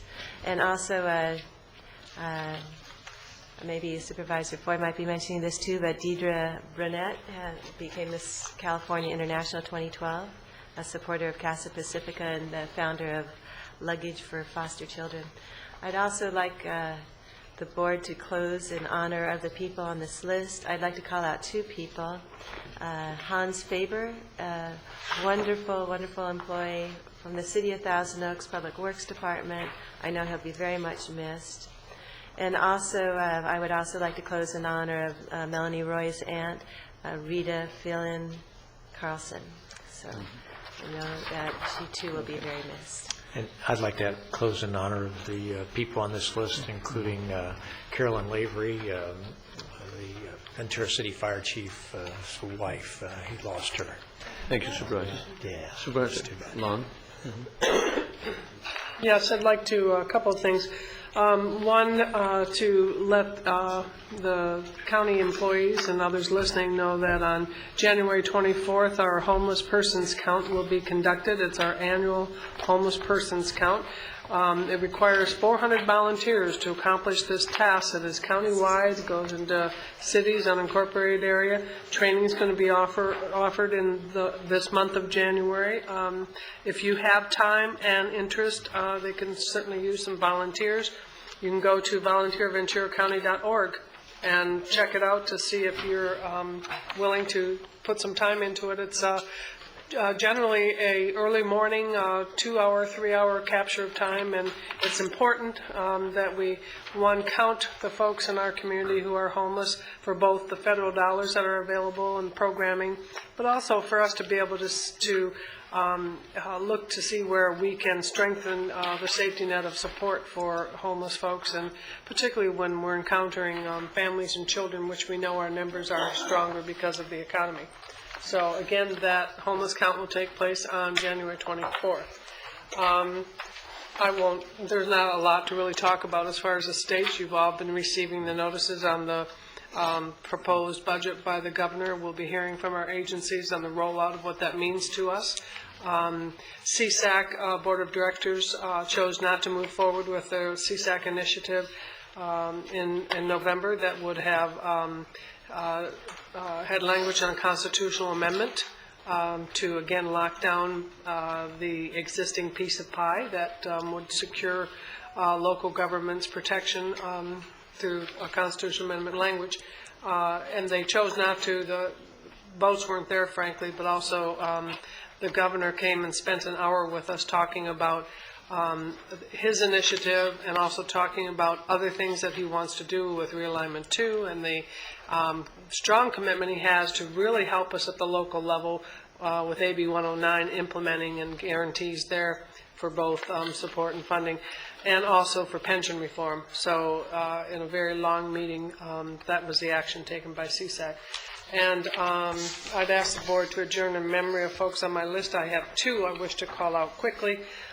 George Kroll, very active, long-time member of our community, 95 years old, philanthropist and active on many boards, including St. John's Regional Medical Center, the Pleasant Valley Hospital Center, Meadowlark, Friends of the Camarillo Library, and was one of the real leaders and fundraisers in the building of the Padre Sierra Catholic Church in Camarillo. Just a wonderful, wonderful gentleman. And then for also Bud Marin, who passed away on January 1st. I know many of you know David Marin and certainly Dorothy Marin, his mother. Bud was his father. He passed away. A long, long history with in Oxnard, taught at Oxnard High School, and was very active in the community. Both he and his wife Dorothy, and certainly again David. And he had some remarkable instances in his life where he made a difference for both the community and for his family and his business. So, and will be truly missed. And with that, that's it. Thank you. Supervisor Foy. Thanks. I'd like to adjourn remember the people on this list. That's it. Supervisor Zaragoza, could I mention one other thing, which is what Yes. I handed out? We had this most wonderful combination of a nonprofit group called Bark Foundation came in and was able to, with the generosity of the Jan's Marketplace, open up a place for our shelter animals from the Camarillo shelter to get adopted right there at the shopping center. People walk by, it works. There's been a lot of articles, and I'm just sharing this one. I just think it's just one of the many innovative programs that our animal shelter has done, and Monica Nolan is to be congratulated for it. They had 50 dogs already adopted by the first week of December. So it's a great model. It's one that really needs to be duplicated everywhere. Thank you. Thank you. And I'd like to adjourn in memory of these folks on this list, and also as was mentioned by Supervisor Long, that I did know Dorothy Marin and Bud and David Marin, and I was a department head, division head for the city of Oxnard when Dorothy was there, and I was in charge of the solid waste department, and she used to always protect us, and she used to call herself the trash queen.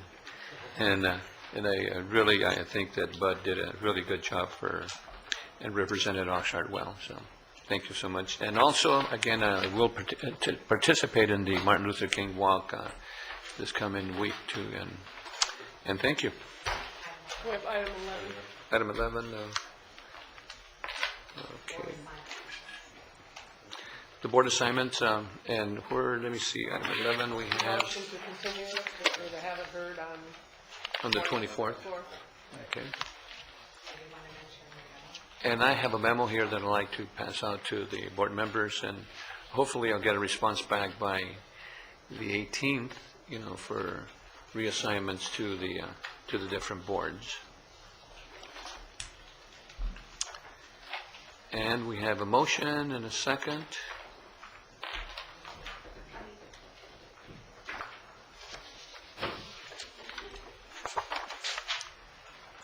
Okay.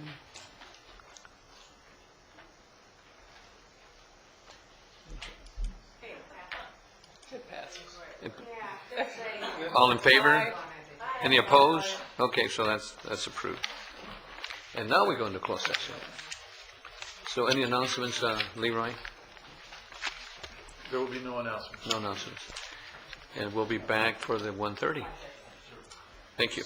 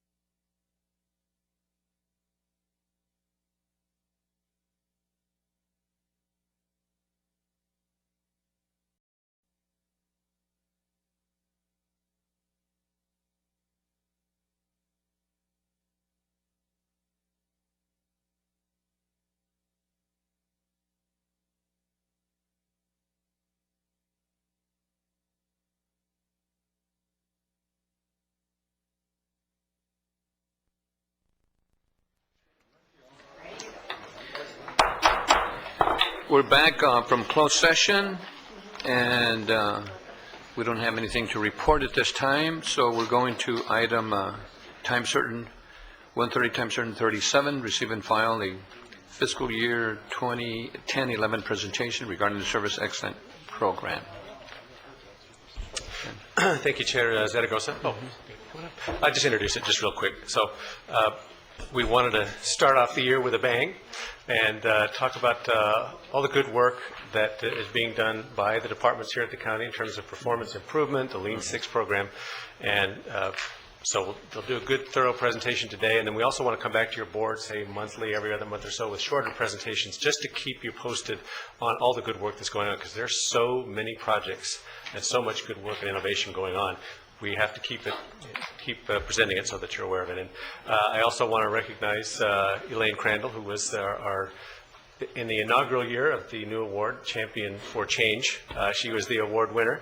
And I thought of Elaine because it takes somebody with her passion and drive who truly believes in performance improvement relentlessly to get things done. And she is the right person for that. So with that, I will turn it over to the team. And it's a great reflection of all the Service Excellence Council is Elaine and Catherine Rodriguez and the whole team and all the department heads for the county who participate in it. So look forward to the report. Thank you. So, Catherine? Good afternoon, Chair of the Board, Supervisor Zaragoza, honorable members of the Board, CEO Powers. For the record, my name is Catherine Rodriguez, Assistant CEO, Labor Relations / Strategic Development. The item before you today is to, again, present the annual report for the progress of the Service Excellence Program. The Service Excellence Program is a countywide initiative whereby the strategic plans is being developed, and it's a countywide initiative to encourage culture change and of service excellence and continuous improvement. This is inspired by the use of the Lean Six Sigma methodology, whereby statistical information or data is used along with improvement tools to redesign our business processes. To establish the program, the Service Excellence Program, the SEC, or the Service Excellence Council, was launched in June 2008, so we're now going into our fourth year. This is comprised, as what Mr. Powers said earlier, that's comprised of volunteer agency and department head directors to provide oversight and act as a coordinating body to identify countywide service areas and processes for improvement. Periodic meetings are being held to get from the department heads to provide some updates on their initiatives for their service improvements. And also, it's a way of sharing information from those Lean Six Sigma employees to share all those completed projects as a way of sharing those information for the other department in the group.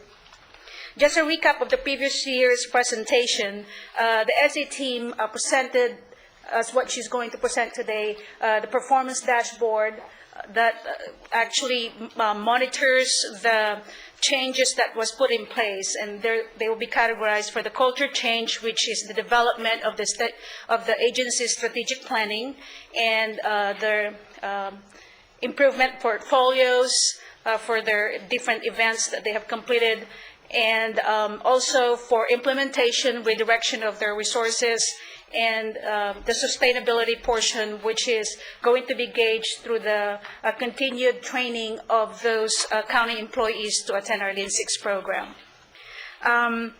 The annual report that will be presented will be the same format as last year. It's just an update of those items. But however, this year she would also be presenting some part of the SEC website for transparency purposes. There are some requests that this performance dashboards will be published on the SEC website, so that's one of the features that's going to be shared with you. And some department heads that's going to share some of those wonderful events that have been completed. And so with that, I will turn it over to our champion for change, Ms. Elaine Crandall. Thank you. Thank you.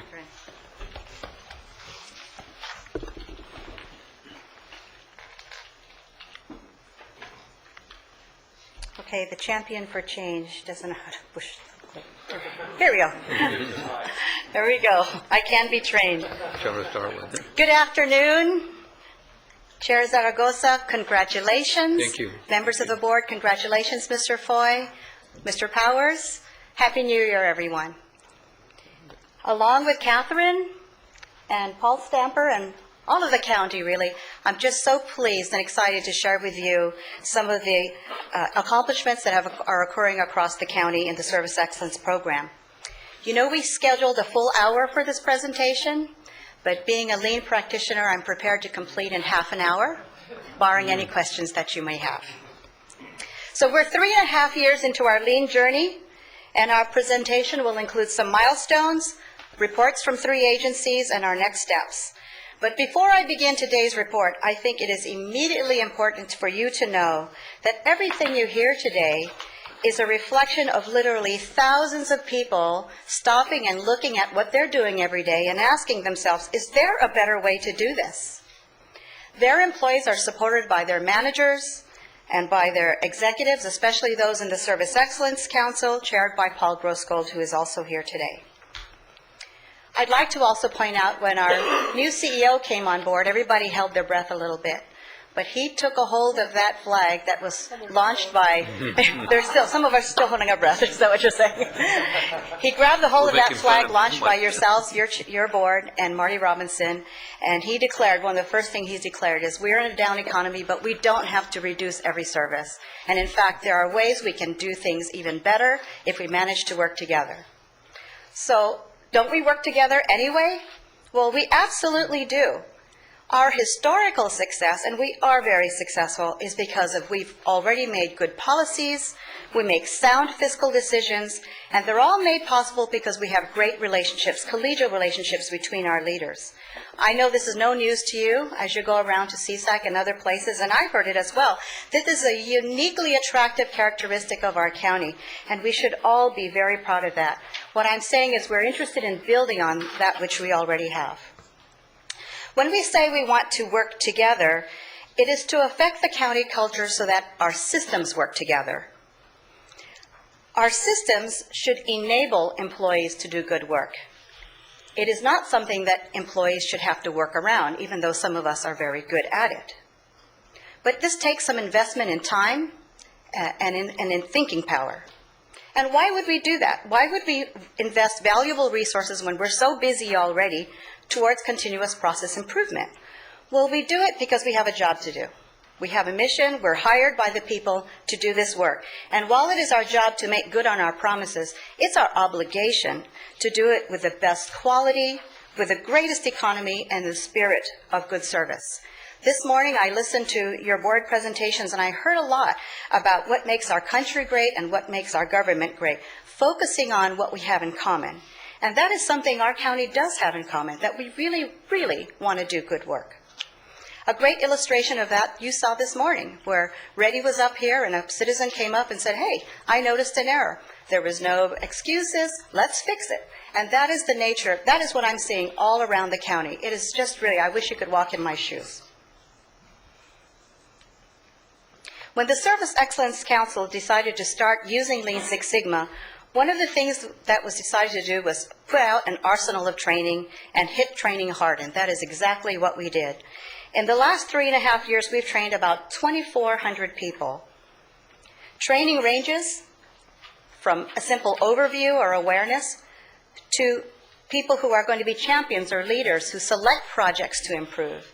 Greenbelts who learn all about the tools and lead improvement teams so that they can best bring their ideas forward.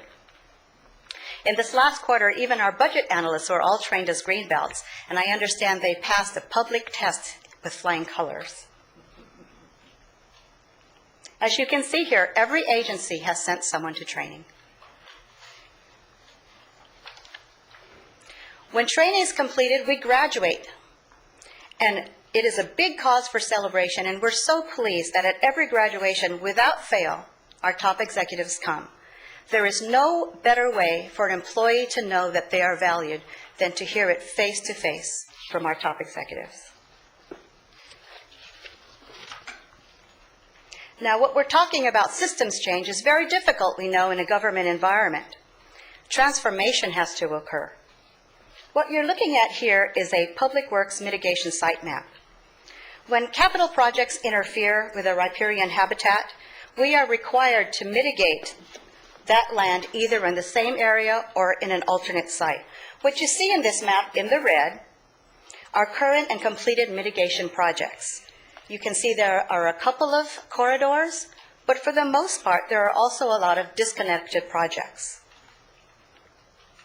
Here's the same map with a desired plan to transform and leverage a mandate into one where you could see the possibilities of environmental transformation. The advantage to the county is that if we focus mitigation efforts, they can be designed to actually enhance our land and natural habitats. Moreover, in this project, work is being done now to reduce the cost per acre and improve the current system. And that's how it is when we're talking about providing services. We do provide services. If we're going to do that, why not focus our efforts and achieve transformation? This desire to transform is one of the reasons that our Service Excellence Council and your board created the first strategic plan. We're doing great work already, and we certainly can do it better. And we also know transformation is not a naturally occurring event. It has to be designed and work, and this is the plan that will be used as our beacon. We as a county have chosen to focus in on 5 areas: good government and financial stability, county workforce, environment, land use and infrastructure, community well-being, and public safety. Here's some examples of how agencies are already cutting costs and saving natural resources and making things better for the people we serve. As you look at these lists, you'll note that employees sometimes use Lean Six Sigma tools like mapping and searching for root causes to affect the change, and other times they simply ask themselves, can we just make this better? No matter how they got there, one thing they did was to pause and to think before continuing along well-worn paths about how things get done. Take that first example with the specialty clinic that is around providing services to those with muscle disease and spina bifida conditions. When they mapped out the process, they found a bottleneck in an area where they needed to provide services for people who needed bilingual support. All they did was reassign staff, do a little workload balancing, and look, their wait time not only went from 45 minutes to 5 minutes, but staff were better deployed to provide services, and they could bill. All very good outcomes. In the second item, Public Works looked at this process and mapped it out for about 2 days. It was an employee that pointed out, gee, I wonder if we're overworking our channel cleaning. Even though it took 2 days, look at the outcome, $600,000 towards channel repair. I think for the public, that's a better bang for your buck. That was well worth it. Here are more examples. You could see better use of technology, better use of staff assignments, just better problem solving all the way around. How do they do it? Is it some kind of magic or a formula? Well, maybe it's a little bit of both. But one thing is certainly sure. Our employees do have the answers to many of our problems, and it's up to us to ask them to take the time and think about it. And that's a very hard ask when we're so busy every day. One thing we discovered when we do stop and look at our process is that we can't always see where the problems lie. You see, many of our systems are hiding in plain sight. Ms. Crandall? Yes? Would you list all of those for the public? Sure, I'd be happy to. Those are all such as Aren't they outstanding. fantastic? I really would like to be able to let the public know, and you went through the slides so quickly. I'd be happy to. Thank you. So I'll start with the third one. I did go through the first 2. Our Human Services Agency eliminated printing of 28,000 or more pieces of paper, and I'm sure that's an under number because I only looked at 2 projects. And this is something every agency can do. They simply stop and they look at what are they doing and should they suppress automatic print. That's a wonderful green project. The public defender, who used to do a manual process for issuing subpoenas, have worked with the cities and with our sheriff's office, and now they can do electronic subpoenas using the CJIS. Our public health did another workload balancing and reduced wait time in their WIC centers by 22%. Here's our county clerk recorder. They usually purchase new ballot boxes whenever they see them in disrepair, but what they figured out is, let's just fix them, and they save $73,000. Nothing magical there. Weights and measures, they provide online availability for weights and measures devices so that those people who need those registrations don't have to drive into the office. They can get them all online. Our fire district used to have their repair mechanics centralized in one area, but what they found is if they simply deploy them or dispatch them to the area where the fire offices are regionally, they can respond more quickly and save a lot of gas providing those services. Our treasurer tax collector on their busy season tend to always hire extra help. And what they did was they studied the way their process worked and the way their people work, again did some workload balancing, reduced their cost of extra help by $7,000. This is all per year. And our sheriff created a database whereby the applicant doesn't have to fill out lots and lots of paper. They simply provide one piece of information. They enter it into the database, and their permits are automatically printed out. So there's just a few examples. There's actually 450 different kinds of projects that have gone on across the county. Thank you for asking, Supervisor Parks. So as I said, many of our processes hide in plain sight. So here's something you and most people see nearly every day. What if I were to tell you, I'm going to tell you something now that will cause you never to look at this the same way again. There's an arrow between the E and the X. Do you see it? See that? Once you look and you learn to recognize it, it's easy to see. Now, every time you see that X, you're going to see that arrow. And that's exactly how it is when we go through training and we learn to recognize waste. Unless we're actually are asked to look, just like I asked you to look, and show you how to recognize waste, most people won't see it. And after all, we can only fix what we can see. And that's the beauty of this tool. When we can conduct a process improvement event, you bring people who actually do the work together. You give them a goal, and you teach them to recognize waste. Then you ask them to look at their own work. And voila, they see waste and variation where they did not see it before. Once they know how to recognize waste, they can never look at the same processes again. A quick reminder of what a Kaizen is. A Kaizen is a process improvement event, and the word actually translates a change for the good. Some of the principles that we work under is that we are always focused on what does the customer want. We use our employees to actually develop and fix the problems. And when they do, what they do is remove waste and make a process as error-free as possible. And they do it over and over, continuously striving for excellence. Team after team can do this because it is a formula. First, they define the problem. They measure to validate that the problem exists. They analyze it, improve it, and they measure again to make sure it's performing the way they think it will. They become a group of people who gain mastery over this way of thinking. And that is really the goal of this program, is 8,000 lean thinkers. Lean thinkers believe they have two jobs. One, do their work, and two, improve their work. So what have our lean thinkers been doing in the last 3.5 years?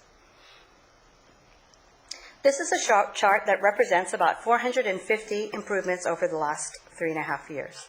They resulted in increased capacity, increased quality, and about $8.8 million in realized savings or value. On the left axis, here, what will be represented is the year-to-year value. On the right axis is the cumulative, which you'll see on the line. The color code represents soft value and hard savings. Soft value is a numerative representation of time saved. Sometimes time saved is somewhat neutral, and other times it's greatly beneficial, whereby maybe we didn't need to hire as many people, or we can provide better services directly to people instead of doing administrative work. As you can see, the trend here has been, we've been going after a lot of hard savings, and I think that's a good trend to have. When we complete a Kaizen and report it, it's typically a promise of what they expect. This chart shows you 6 months later, when we go back and examine those processes, what has actually occurred. And as you can see here, 80% of our completed Kaizens are stable after 6 months, and nearly 76 of them have results that are either as they were expected or even better than expected. There were a few that dropped for good reason, and others we are still pending or they're in process, pending results or reporting or they're in process. I'd like to point you in the direction of our webpage. Every improvement is listed along with additional reporting. We have our bulletins, information related to training and links, and we also feature our county strategic plan and above and beyond presentations, and a way for people to submit ideas when they have an improvement idea. When you click on the strategic plan, you can read the entire document. There are 111 measures, by the way, and every champion has been met with, and they're busy working on those objectives. That's one of the things I'm looking forward to sharing with you in the year to come.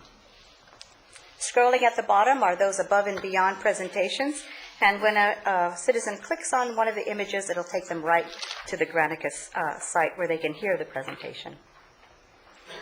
Here's an example of a form that's a fillable PDF that people can use to submit a good improvement idea.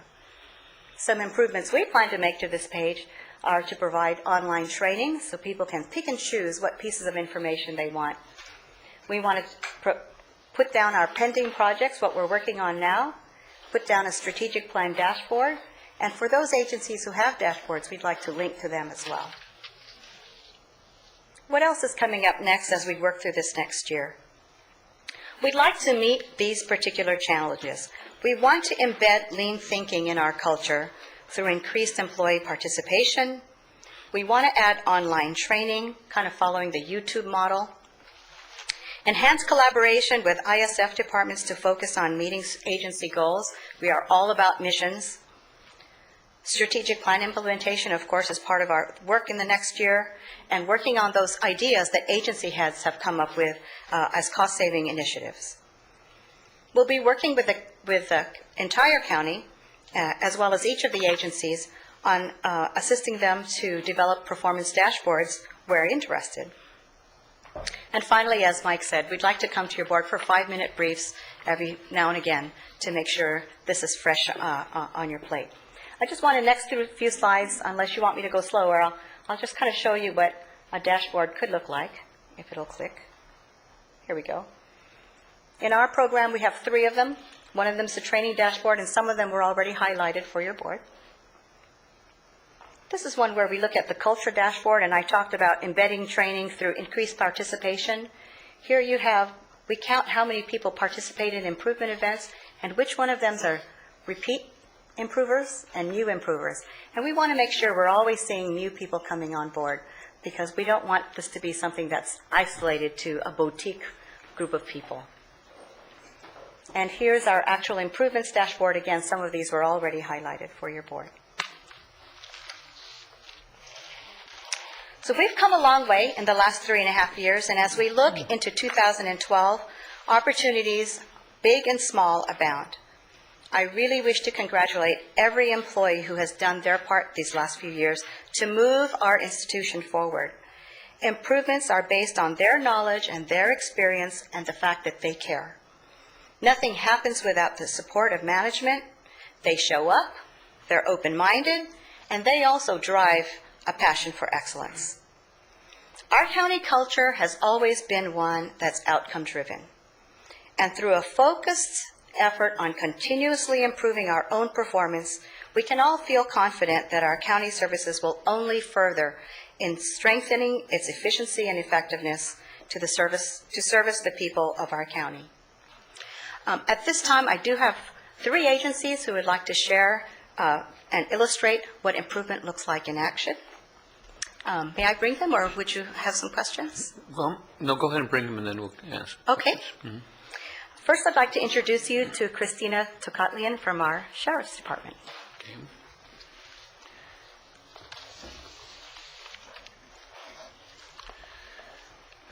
Thank you, Elaine. Good afternoon. Thank you for the opportunity to come speak with you today.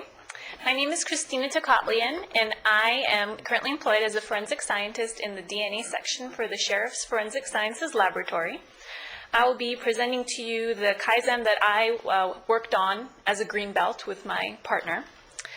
So one of the sections in the Forensic Sciences Laboratory here in the county focuses on the analysis of controlled substances, otherwise known as dry drugs. This can include marijuana, cocaine, methamphetamines. When a local, state, or federal police agency submits a request for analysis of these dry drug evidence samples, that request is accepted by the laboratory and then assigned to a particular analyst. The analyst will work on the case, and once the analysis is completed, a report is written. This report has to be technically reviewed by a colleague, after which the results will be reported out to the district attorney's office, the courts, and to the requesting agencies. The court system here works in a 21-day cycle. So if a case takes, say, 30 days for analysis and review, it may as well have taken 42 days because of this cycle. So this cycle lengthens the process for all of those involved. So the aim of this Kaizen was to reduce the amount of time that it takes from the moment that a request for analysis is received until the final results are reported out, otherwise known as the turnaround time. The goal was to have 95% of these cases turned out in 21 days or less to fit in the court cycle without spending a penny.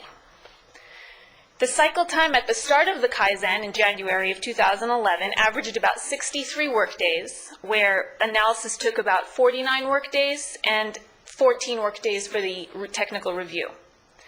So a team was created to address any of these issues that would aid and help achieving this goal.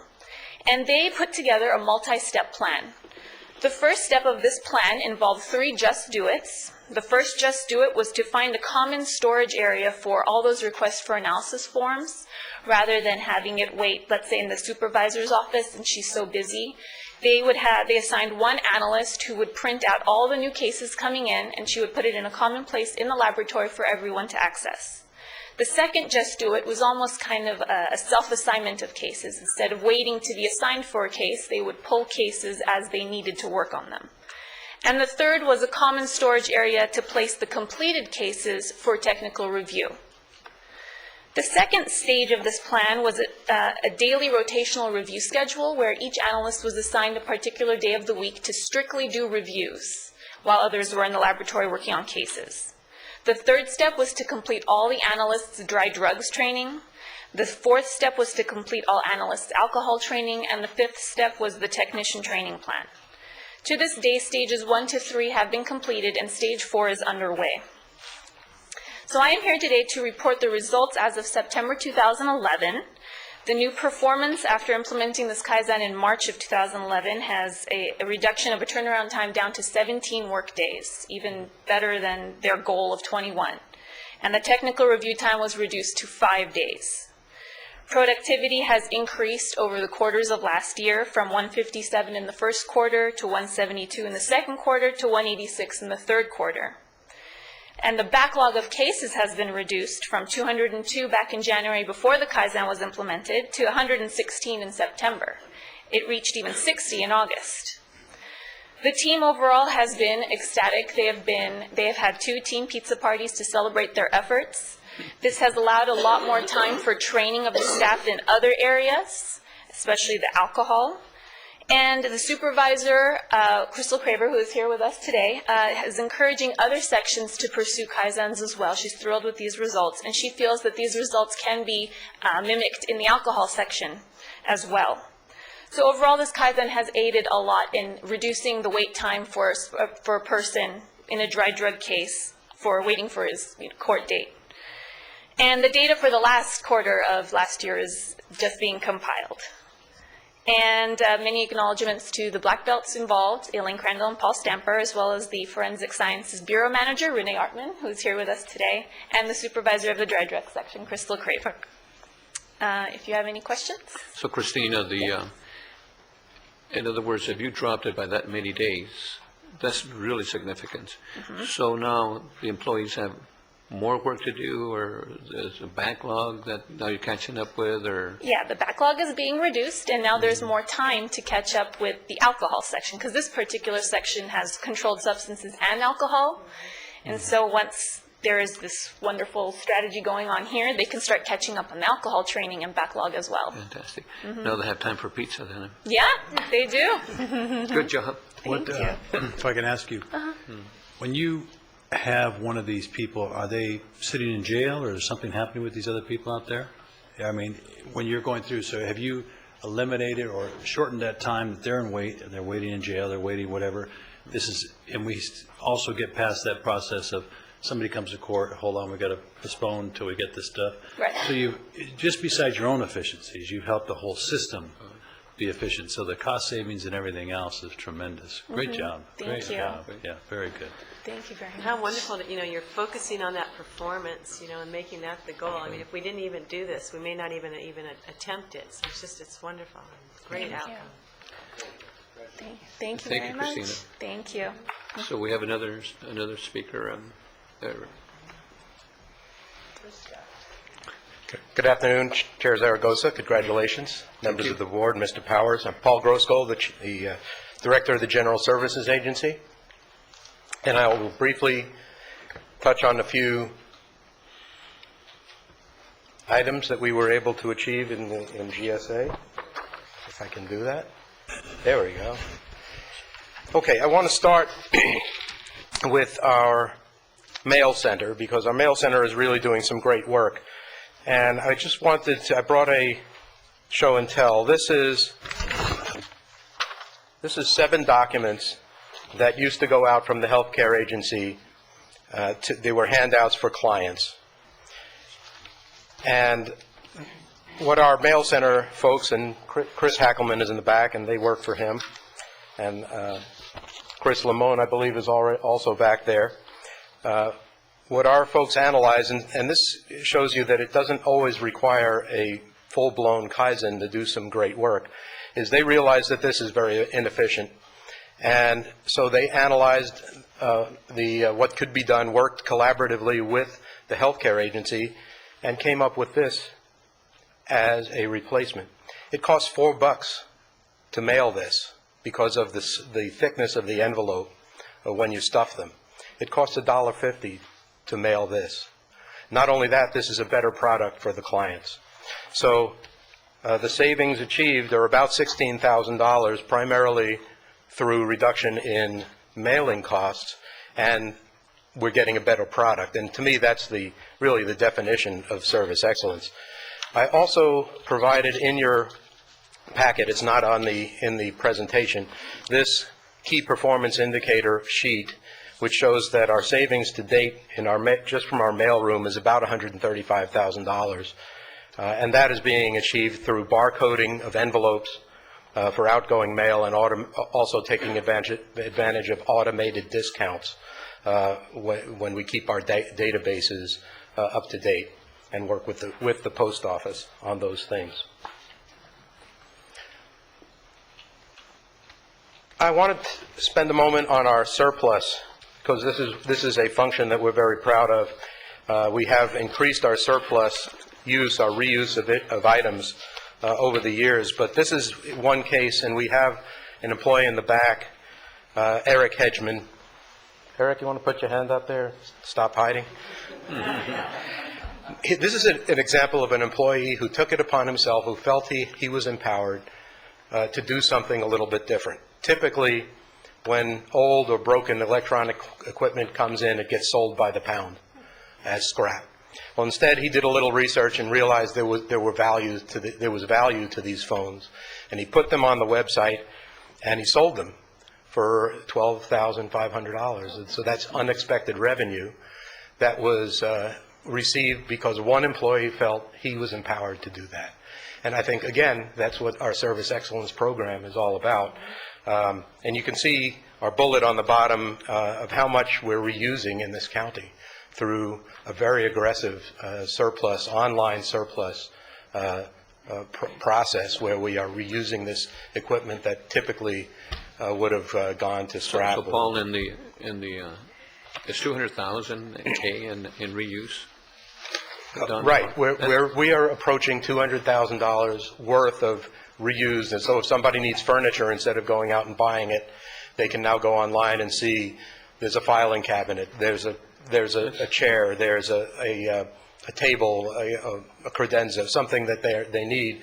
They can go up online, see it there, get it at no cost within the county family instead of down at the warehouse. Down at the warehouse. And what Eric does is he gets to all that equipment, checks the condition of it, he takes a photo of it, puts it on the website, and the county family can then go up. That's a tremendous amount of money, 200,000. Mm-hmm. That's fantastic. It is significant. Mm-hmm. I also wanted to mention our facilities projects. We had an unanticipated amount of projects this year, which is allowing us to reduce our project management rate from 12.5% down to 9.9%. And that's just simply made possible by economies of scale and our increased volume of projects. And that equates to a savings to our GSA customers of about $468,000. I also wanted to point out earlier this year, it's not on the slide, earlier this year we reported to your board that we were able to achieve through a negotiation with our job order contractor, our JOC contractor, a better pricing below book value. I won't go into great detail except to say that savings through that negotiation is allowing us to realize in this year about $3.5 million in savings to our customers. That has nothing to do, that's between the customer and the JOC contractor, but I just wanted to sort of follow up on the earlier report on that JOC. Paul, can I ask you real quick? Yes. Increase in volume of projects, what's that? That's simply our projects group, which does the sort of the renovation projects, office rehabs, renovations, restroom renovations, those types of jobs. This is not new construction. So we are just getting more projects this year than we anticipated, and that has allowed our team to be more efficient, so it's economies of scale. And so when we look at the cost of operating that team just recovers its own costs. We don't make a profit. So we were able to reduce. So you can spread your overhead over much more. Exactly. Products. Okay. Right. There are two other bragging slides in here, but for the interest of time, I'll let you read those about some awards that our agency has received. Pending your questions, that's my report. Thank you, Paul. Thank you. And Elaine, we have a third person. Okay. Good afternoon, and congratulations, Chair Zaragoza, members of the board, CEO Powers. For the record, Mike Pettit, CIO IT Services. I'm excited to share with you a couple of brief items today, and largely because IT usually, the next thing you think of when you think of technology is you think of cost and increased costs. And so I'm happy to share two initiatives that we're pleased with today. The first one is telecom expense management, and that's not a new thing to technology, but it's ever changing. And so I want to talk a little bit about that. First, though, I'd like to acknowledge some of my team that has been instrumental in this. Dan Richards is our Deputy CIO over Network Services. He and his team have worked diligently over the last 2 years to really uncover and turn over every stone in looking to save costs in this area. And so speaking about those, there's a concept of cramming, and you may have been a victim of that yourselves. And what that is an unauthorized or erroneous charge on your telephone bill. That could be your cell phone bill, your voice telephone bill, your landline. And in 2007, interestingly enough, the FCC reported this was the single largest complaint to home users in their telephone bills. Well, as you can imagine, the county, we have over 9,000 voice lines, both desk and cellular. So this is something that's critical to us to monitor those closely. We've implemented some new software that helps us review those phone bills. If we were to print out our phone bills on a monthly basis, the stack would be over 5 feet tall of paper. You can imagine how many line items that is. And so right now we have software that breaks those out. It distributes it out to all of the agencies. They're able to review their phone bills, and we're also able to apply some criteria to those phone bills to look at spikes in charges that weren't previously there in months past. So that's helped us identify some costs that were erroneous and save the county money. Additionally, we've aggressively renegotiated our telecommunications costs. And on top of that, we have eliminated carrier circuits. What that means is we have county facilities that we need to communicate between with voice and data. Oftentimes, the only way to do that is through lines that we lease or pay for to the phone companies. Well, as you recall, your board's been heavily supportive of the new simulcast microwave project that the county has implemented. Well, that project built out our microwave communications network at the county from 6 mountaintops to about 21 mountaintops. We have about 30 microwave repeater sites. So where possible, where we have line of sight to county facilities, we have swapped out those carrier lines with microwave connections. What that means is we have data circuits to those facilities that have lower monthly recurring costs now and higher capacity in terms of bandwidth. So we're leveraging county investments to save the county money and improve performance. With that, over the past 2 years, we've eliminated 53 excess circuits to county facilities. Actually, that's just been within 2011 alone. We eliminated 53 circuits. And then we've also, in renegotiating rates and looking at these cramming charges, we've saved an additional $60,000 in costs to the county on our monthly phone bills. On top of that, in the telecommunications area, because of the technology shift, you've heard voice over IP. What that means is traditionally we had a telephone infrastructure that had one set of wiring and cabling for that, and we had a data network infrastructure that had another set of wiring and cabling for that. Well, we are completing the convergence of those networks, so we have one set of cable and wiring for that, and then we're also exploiting wireless where possible. So that means that we've been able to reduce staff in that area. And instead of having 2 sets of staff with different skill sets, we've been able to consolidate and leverage staff. We've dropped 10 FTEs in that group over the last 2.5 years. And so we've seen our costs decrease. And so I'm happy to report a cost savings of $600,000 just alone this fiscal year. And that's the results of the good work that the staff has been doing. And again, it's ever-changing, and we're putting checks and balances in place to make sure that we're out in front of those changes and addressing them. So with that, I want to also touch on the next project, and you've heard a lot about this one. But one of the things that excites me about ECM is that it's lean and green. And when we say green, that's both from an environmental standpoint and a financial standpoint. We save green with ECM as well. There's several key areas in ECM that we've seen the benefits of, and your board has been incredibly supportive of that. One area is in the area of service. Agencies adopting ECM have gone from a case services paradigm where the services could only be rendered wherever the folder was, the case file was, to a paradigm where services could be rendered anywhere. The data can be accessed anytime, any place, anywhere. Also, from a security standpoint, case files are only as secure as the filing cabinet they're locked in. With ECM, they're secured, they're backed up. So if a facility burns down, we have off-site backup. Today with paper case files, we don't have that. And then also they're audited. Access to those case files is audited so we can tell who looked at it and when.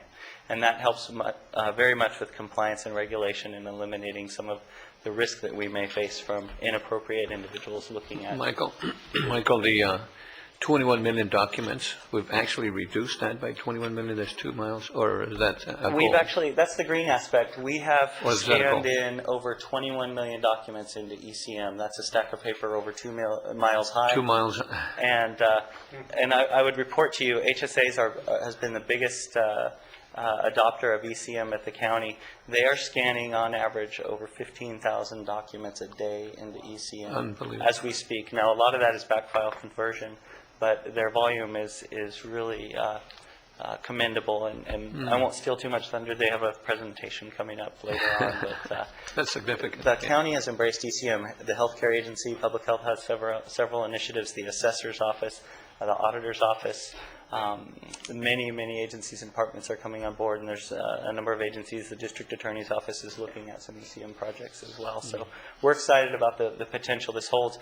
As I mentioned before, ECM is a gateway to being even more efficient and greener, because we're talking about scanning a lot of paper in. Well, that means that that data is accessible, but as I've talked about before, we need to really move upstream and stop the paper from being produced in the first place. And so largely ECM initiatives have helped to do that, but this really sets the foundation for moving forward in that initiative. And finally, our annual savings today are $350,000.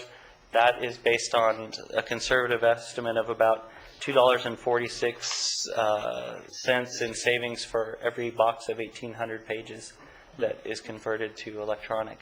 But there are other side benefits that we're even still realizing. I had a meeting 2 days ago with Deborah Fram of Child Support Services. They're moving to Camarillo.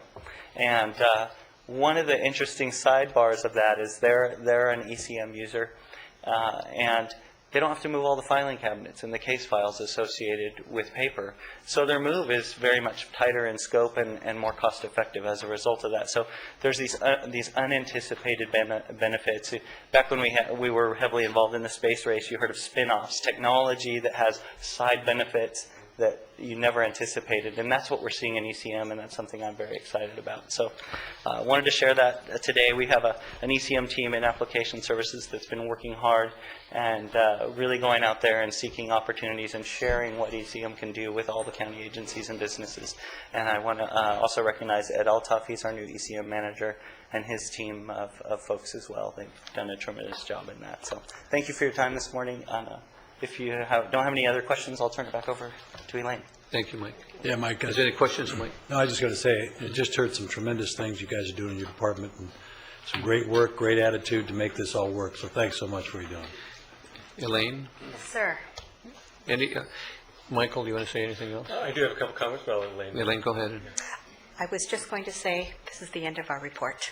Happy to answer any questions. I'm going to share some, but you, Elaine, and Catherine and Paul, and I'm going to miss some individuals, Christina and Paul, Mike, excellent presentation. I think working together, is what you said initially, is really important. All the agencies working together and the systems working together, I think is really, and training our employees, some 2,400 employees that you said are being trained so far is very significant.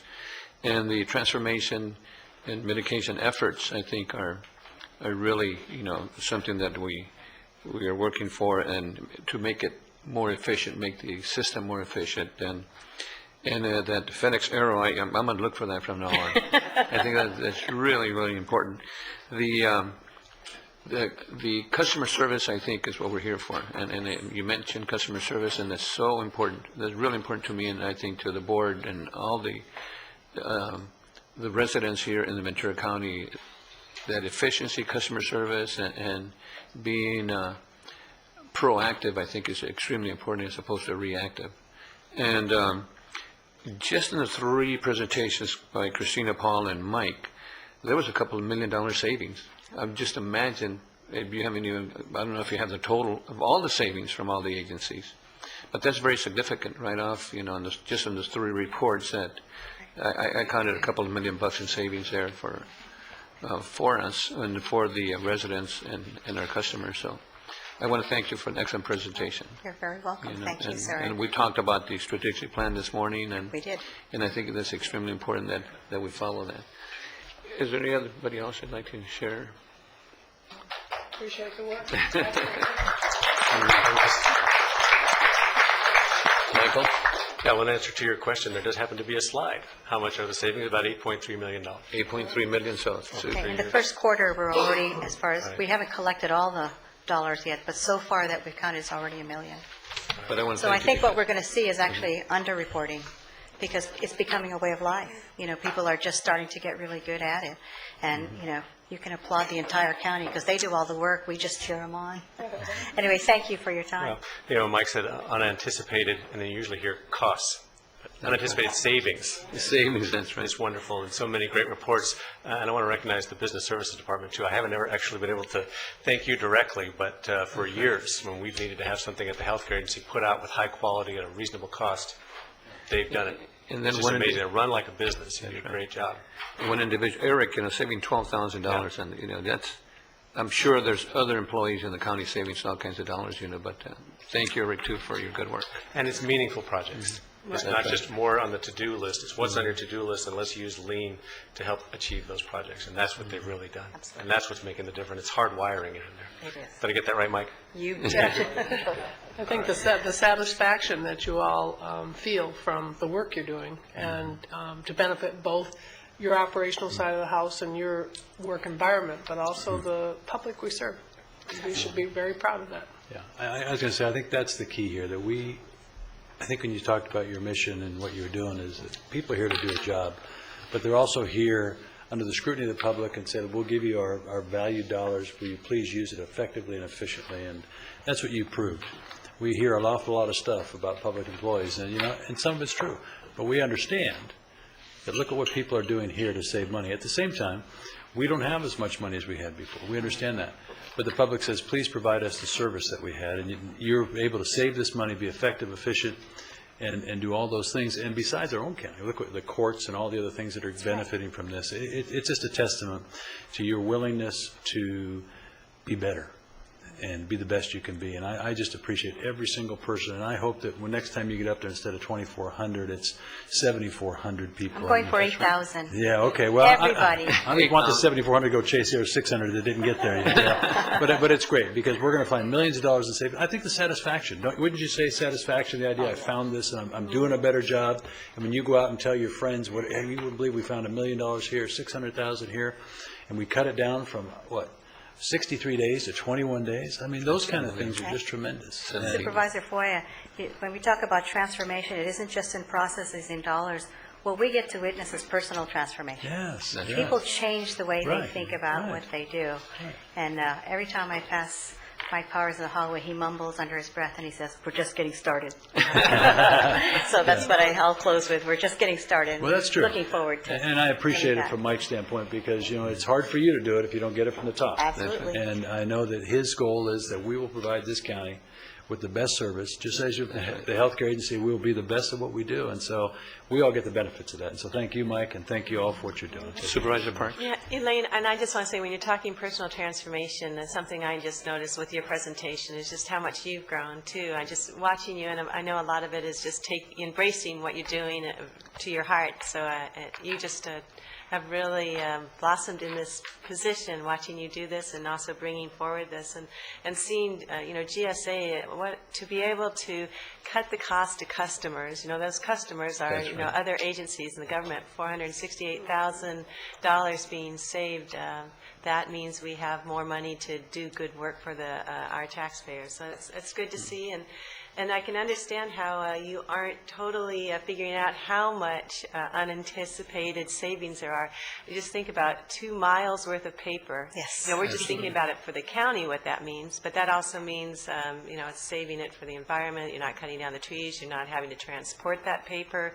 You're probably saving on workers' comp. People don't have to lift the thing, so it's not having those files. So it's just, there's a lot of benefits, and they really do, exponentially grow, and it's almost hard to keep track of them all, but it is sure such a positive thing, and I appreciate Mr. Powers bringing this forward. Thank you so much again. And Elaine, congratulations on your award. Well deserved. Thank you. Thank you. And this is a receiving file. We have a motion and a second by Kathy Long and Supervisor Foy. And let's vote. Unanimous. Thank you so much. And we're going into closed session. And do we have any announcements? No announcements. So we're going to adjourn from closed session. Thank you.